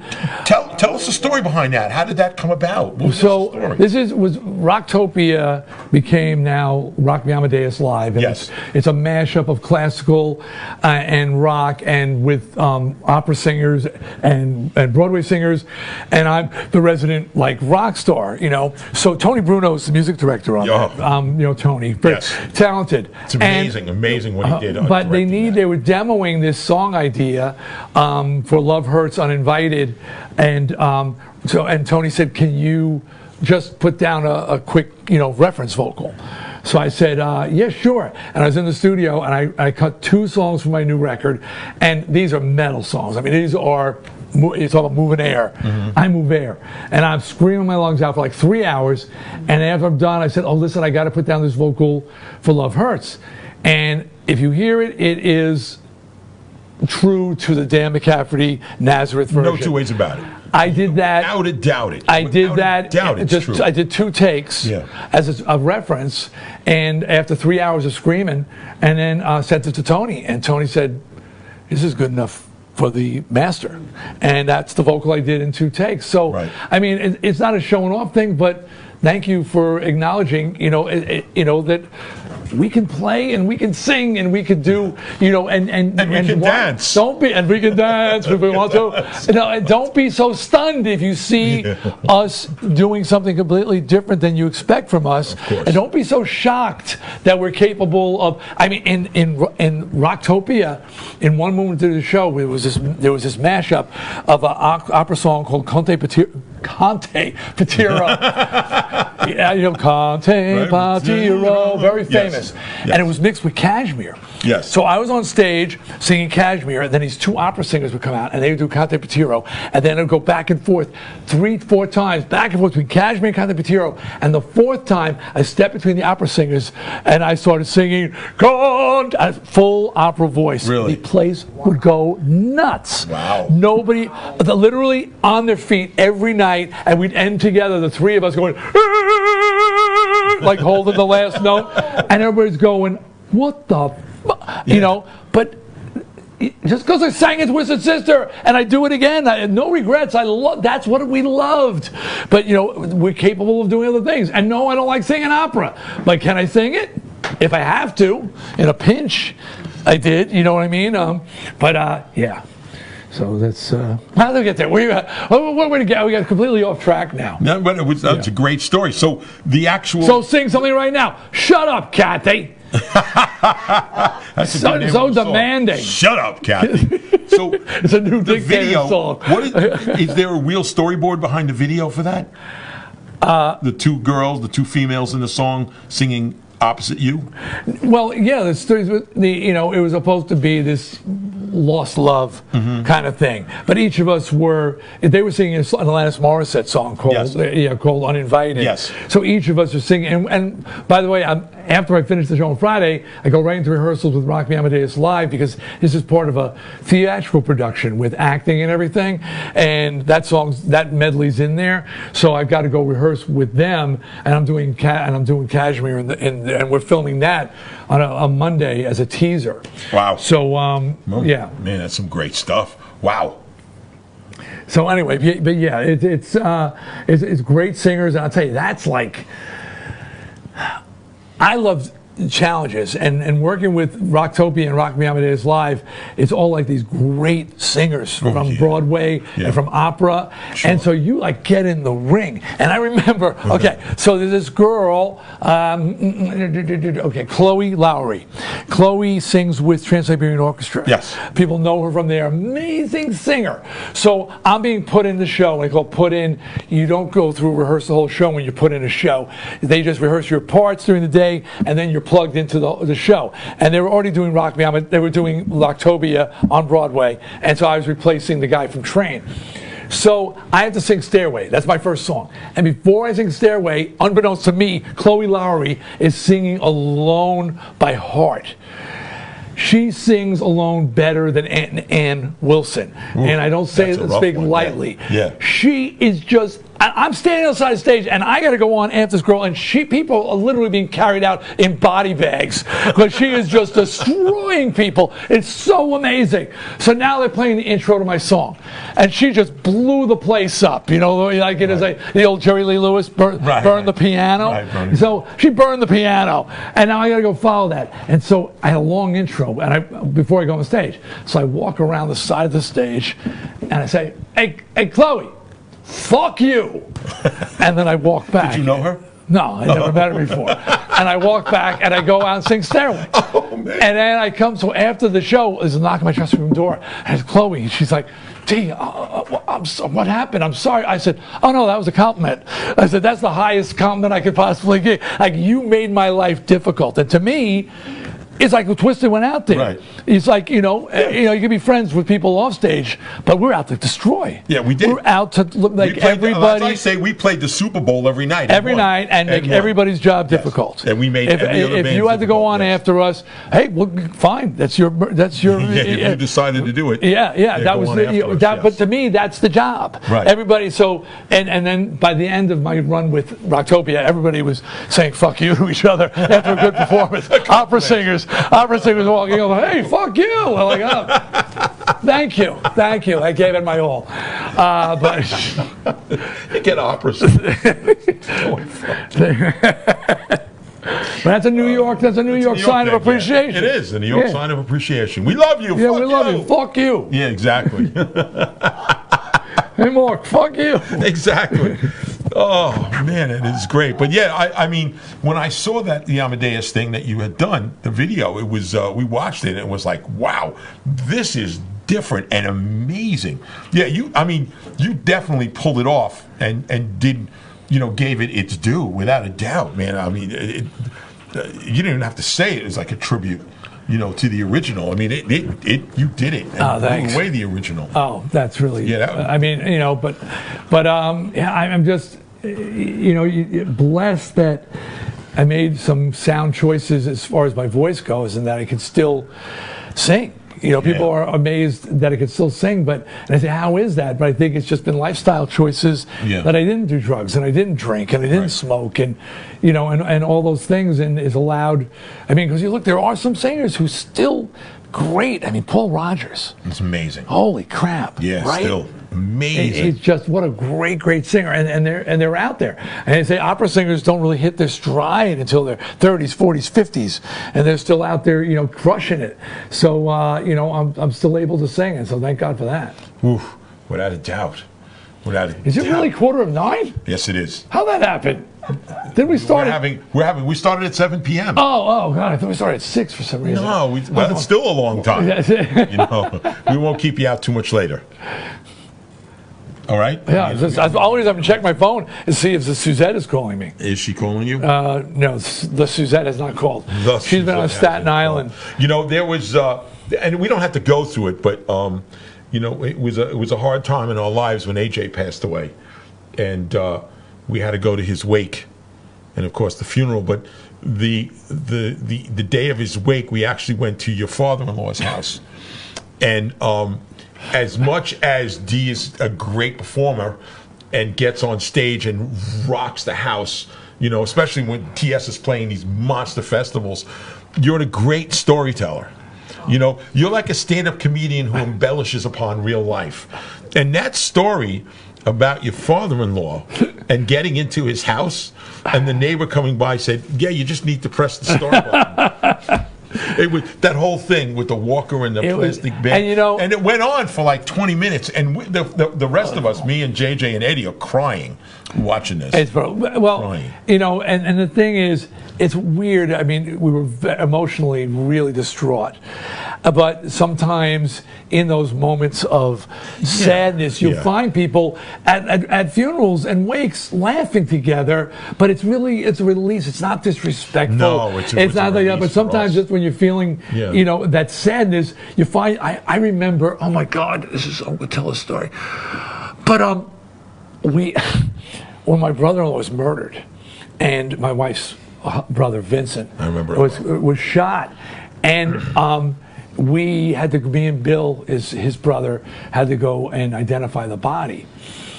the morgue, because Suzette couldn't do it, and he was, and Vinny, very handsome man, but he had a large proboscis, a large nose, and they used to call him Murray after Murray Greshler. That was his nickname, Murray. Right, that Murray. was his Murray. Murray. So from The Odd Couple, Murray Greshler. Yes. And even though his nose wasn't that bad, but it was just, friends were always busting balls. But when we ID'd the body, he had been shot in the nose, and I said, well, it was hard to miss. And me and Billy, his brother, I mean, we just started laughing in the room because I don't know why I said it was hard to miss his nose. It just popped in my head, but we were just so. I mean, we've been crying moments before, and now we were laughing. But it was like this. It was a release. Yeah, like, they couldn't miss. Tremendous release. So so I was telling the story of visiting my in-laws because the funeral was on Staten Island. And yes, I mean, I can't go the whole story. No, don't go. Just let it be known. Okay. I'm only gonna tell you one thing. I'm just gonna tell you the lead up, and then tell you my father-in-law. He says, "Listen, Pop, Dad, we call him Vinny. Vinny, we're not gonna get into very late, and we don't want to wake you up." He goes, I'll give you the code for the alarm, and then you just press the code and you come in. I go, okay. He says, get a pen and paper. I said, okay, I got it. You got a pen and paper? Yeah, I got a pen and paper, Vinny. Okay, what is it? 1. Okay. 2. Okay. 3. Yeah. 4. Did you write it down? I'm like, I got it. 1. He's doing it again. 2. 3. 4. I said, yeah, I got it. You wrote it down, right? I don't want you to forget. 1. He kept going over it. It's like, read it back to me. You want to read it back to me? Of course, he didn't tell me to hit enter, so I couldn't. So maybe I'm supposed to know that part. And then I woke up the step-in-law, and she was in a walker. It was a scene. Needless to say, I told the whole story the next day and relieved everybody's sorrow. And you got a picture of, I mean, we're not sitting at a table like this. We're in the kitchen. No, we're actually in the house. Right, and Dee is walking around describing the story in the kitchen while we're all sitting there and, sipping something to drink quickly, like coffee or orange juice or something. Plus, I was using her walker. Yeah, you were using the walker as a prop. As a prop. So. And we're a stand-up comedian, man, embellishing upon real life, man. It was freaking hilarious. And it also reduced the tension, because of the passing of AJ, because it was a tense moment for us. And of course, that was a game. Yeah, that was a game changer. Yeah, the youngest one, as JJ said, the nice one. Yeah, the nicest guy in the band. Yeah. And you people who met him will attest to that. And AJ and his great back tattoo. Well, that's another story. Oh. Yes, that's a story for another time. Or maybe you've already told it. Yeah, no, I didn't talk about that one. Yeah, I told a lot about AJ. Yeah. We don't want to talk. We respect the dead right now. Yeah. But we're not going to tell any stories there. Talk about the back tattoo. Yeah, we'll leave that one alone for AJ. And rest in peace on that one. Yeah, don't worry about it, Laura. Another time. Okay. So this is the Howard Stern. Don't worry, just talk, and then you'll get to the plugs later. Well, so we got to get to the plugs. Yeah, we want to plug everything you're doing and what we need to do to support it. Right. So I've got a new single out called "I Gotta Rock Again," which is very COVID inspired. And I thought that when I said I guess I'm not retired yet. I mean this is I Gotta Rock Again, and hence the song. That's out now. The video's out, and album's coming out on the 31st of July, 30th. Pre-order the album now at napalmamerica.com/Dee Snider. napalmamerica.com/Dee Snider. And how about TV? Yes. Tell us about television. Yes, my family and I, the whole Snider Grown Up Twisted clan, are on Celebrity Family Feud, and our episode is airing on June 20th, 8 o'clock, channel ABC, 8 o'clock on the East Coast, and we went up against Terry Bradshaw and his family. And I will just say, we kicked ass, and we represented. It turned out we were the first rock family to be on the show. They've had hip hop, they've had pop, they've never had a rock and roll family on the show. So we felt like, I remember we were kind of debating, like, do you go in and treat it like it's a joke, you know what I mean, just make a big goof out of it, or do we like take it seriously? And we said, you know what, I don't. And they expect us to be a joke. They expect a rock family, left hook. Yeah, and say we're gonna go in there and go for the gold. So I can't say how it went other than to say we kicked ass. That I can say. Oh, so that's on June 20th. Well, you've heard it all right here. Yes. All the news that's fit to talk about. Yes. With Dee Snider and Mark unfit. Mendoza. Yes. Thank you, Randy. Randy plans getting the album as soon as possible. Thank you. And thanks for the capital letters. It makes it a lot easy to read it from 20 feet away with sunglasses on. Yeah. And I don't have sunglasses on. I still can't see it perfectly. Yeah. That's why I make no mistakes up there. Is there going to be a follow-up to the documentary on Twisted Sister? People ask me that a lot. Yeah, First of all, and I feel like that the after part is kind of known, that's when it was that first part that's the really interesting part of the story. What we have to remember, you and I and people in our position, is we lived it. But people always want more. They want more entertainment, they want more information, they want to see more about the subject matter that they love. And that's why they ask. We lived it. You and I could talk about it from months. Yeah. And you know what? Maybe the answer is maybe, because that was not our documentary. That was a documentarian who approached us, Andy Horn, the late Andy Horn. Late Andy Horn. And he wasn't a Twisted fan. He heard about our story and he wanted to tell it. And we helped him, and we were like, we were like, I don't know if I was flattered or whatever, but maybe I was glad that somebody was telling a story, because people don't know what we freaking went through. And that's an important part of the TS history, because when you think about all of our peers of the time in the 80s, whether it was Motley Crue or Poison or any of these bands, they got together, they got signed and made albums and went on tour. TS had a 10-year history before we ever got signed and made an album, and a tremendous history. And it started with J.J. French. So it was great that somebody actually got together and told the story of us in the trenches and fighting it out. Really great. I'm so happy. And it came out the year that the band retired. And people, I've had so many, I'm sure you have too. I've had people who say cautiously, say, don't take offense to this, but I was never that big of a Twisted fan, but wow. That documentary, it changed. It made me appreciate you guys more. Fans appreciated us more. Non-fans respected us because when they heard the fight and how hard we fought for our success, they just could not deny that we gave it our all. Never a time that it wasn't an uphill battle. Oh, yeah, it was constantly a battle. Just playing the clubs was a battle. We went through a lot. I remember you and I coming back from a gig in Jersey, and I blew the head gasket in the Oldsmobile, right? And that was it. It was done. 387,000 miles on that car. And that car today, coffee table in Mark's house. He had it. I had it crushed together. And then now it's a coffee table. It was my father's car. Of course, they took the liquids out first. Yeah, we took all the hazmat stuff out, the gas and the oil and stuff. But it was 300, and that car was welded everywhere. Remember that? It was. I kept it together. I did all the maintenance on the car. I did everything. And people let's see if he remembers. Oh boy, he taught me the response.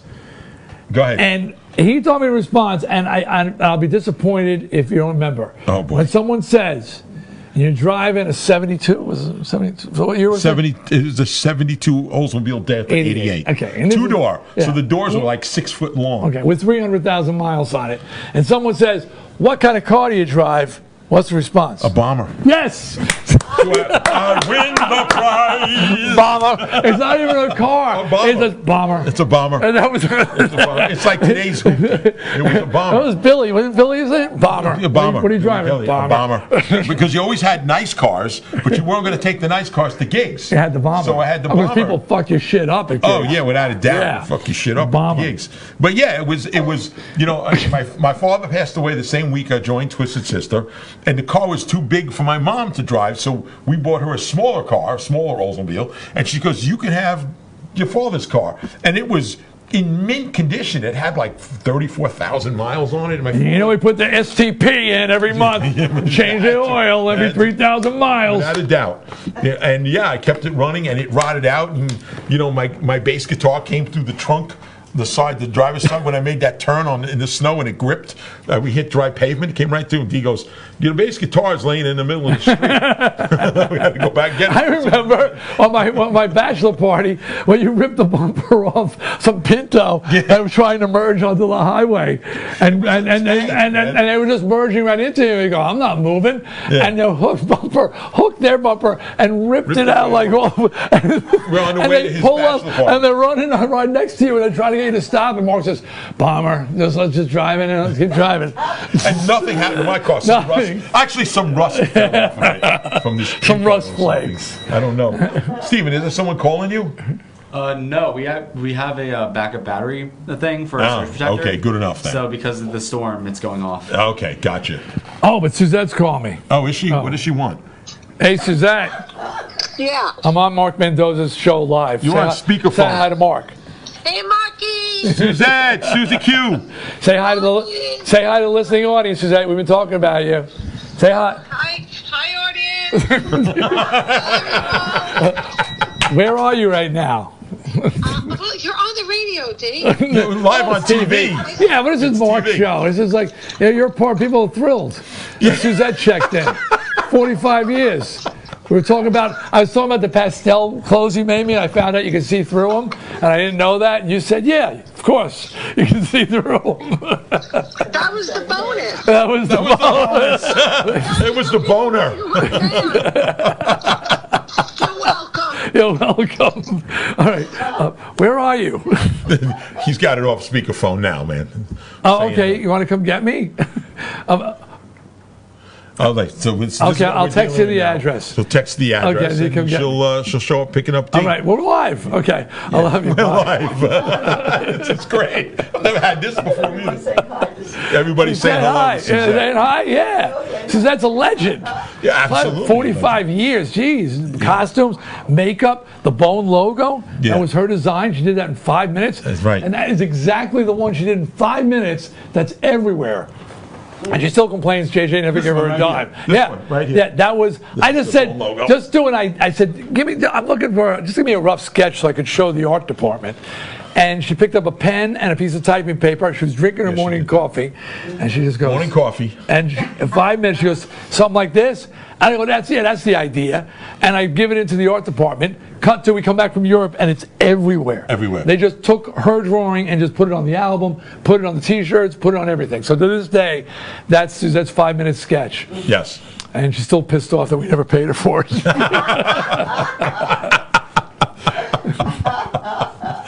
We did give her credit for it. Yes. The Bone logo. She got credit for it. Bone logo is Suzette. Dee, yeah. It is incredible. It is always great to have you on, man. My friend. I love you, my brother. Yeah, I'll say that. Without a doubt. I mean. Without a doubt. And it is always fun. And I'll play with you anytime, anywhere, any day. It has always been a pleasure to share the stage of battle with you. There's no two ways about it. And that's what we always said coming off the stage. That's it. It's been a pleasure to share the stage of battle. And likewise. Mark. Yeah, without a doubt. And, you know, the thing about reuniting with Twisted Sister, it ended on such the wrong note. And I, you know, we don't have to get into it, but I was largely responsible for that. And I needed to fix it. And when we got back together, it took a long time for you guys to trust me. You kept waiting for the other shoe to drop. We still don't believe you. Who's this new guy? Who's this new guy who's like? Yeah, we still don't believe you. Act like a total dick all the time. You know, and now for you guys out there, yeah, the band's not playing together, but we talk and we're friends and we love each other. And well, we never broke up. We just retired. Yeah, we're still a band. Yeah, we are. Just got a check. Woo!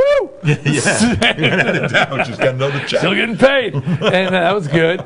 And you know, a lot of people saying, will there be a reunion? Will there be a reunion? Full blown reunion? I don't see that happening, but I know that at some point, sometime, 4 of us with probably be Mike. Mike Portnoy. Mike Portnoy, what a great guy, great drummer. We'll get up somewhere and we'll entertain you. So don't know when, don't know where, but it will. I'm You're sure going to be doing happen. some singing with me. I got to do some singing. There you go. So yeah. You heard him say he'll do it. So. 100%. Yeah, absolutely. He'll sing do with it. Eddie. Without a doubt. I'm saying with you. I'm saying with any guys, anytime. Yes, without a doubt. Yeah. Hey, everybody. I want to thank you for tuning in and giving us such a great chat tonight from all over the world. And I mean all over the world. You people are incredible. We love all of you. It's great for the responses. And, you know, it's just incredible when I have someone, especially like Dee, on with me, that we have such amazing history together. And have done so much. And, again, we didn't touch on like 1/1000th of what we could talk about. You know, and maybe in another few months or something when the other stuff is going for you and you're back in New York or something, you want to come on, just let me know and we'll bring it back on again so you can, you know, talk about everything that's going on at that point. And I'll have, of course, a lot more information about my project. I'm going to be directing my first movie, people. I wrote a new scary movie. All right, so what called My Enemy's Enemy, and it looks like I'm going to be starting that in September, directing my first scary movie. So more information. Produced by the people who brought you Halloween, that franchise. So, nice. Yeah. So stand by for pain. And someone just said, yes, Strangeland 2. I'm hoping now that'll follow this. Yes. I can't get in the front door with Strangeland 2. I figure if I direct another horror movie, then I'll be able to backdoor Strangeland 2. And that's what we're waiting for. Yeah. Dee, thank you so much, my friend.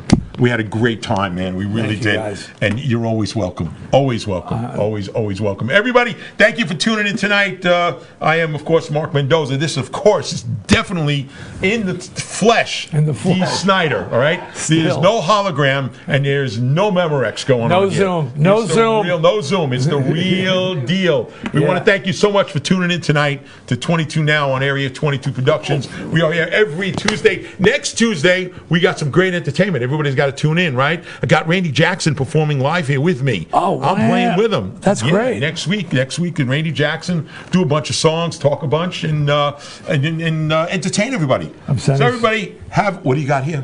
I'm sending Suzette the address. Okay, you would do that. So everybody, we're going to say good night while Dee's in the middle. Because I'll just be sitting in the parking lot by myself. These guys are going to leave. Yeah, we'll leave you. They'll shut the lights. In the rain and stuff, the lights will be off, and he'll be soaking wet in the corner. You know, no, we wouldn't do that to him. But everybody, don't forget to tune in every Monday night for Rolling with Billy Mira and myself and Rob Rush. Next Tuesday, a week from today, that's a week from today, is Randy Jackson, myself, playing a bunch of songs live here on 22 Now. Have a great evening. Have a great whatever time of day it is where you are. And thank everybody from around the world for tuning in. And we will see you soon. Have a great night. Bye.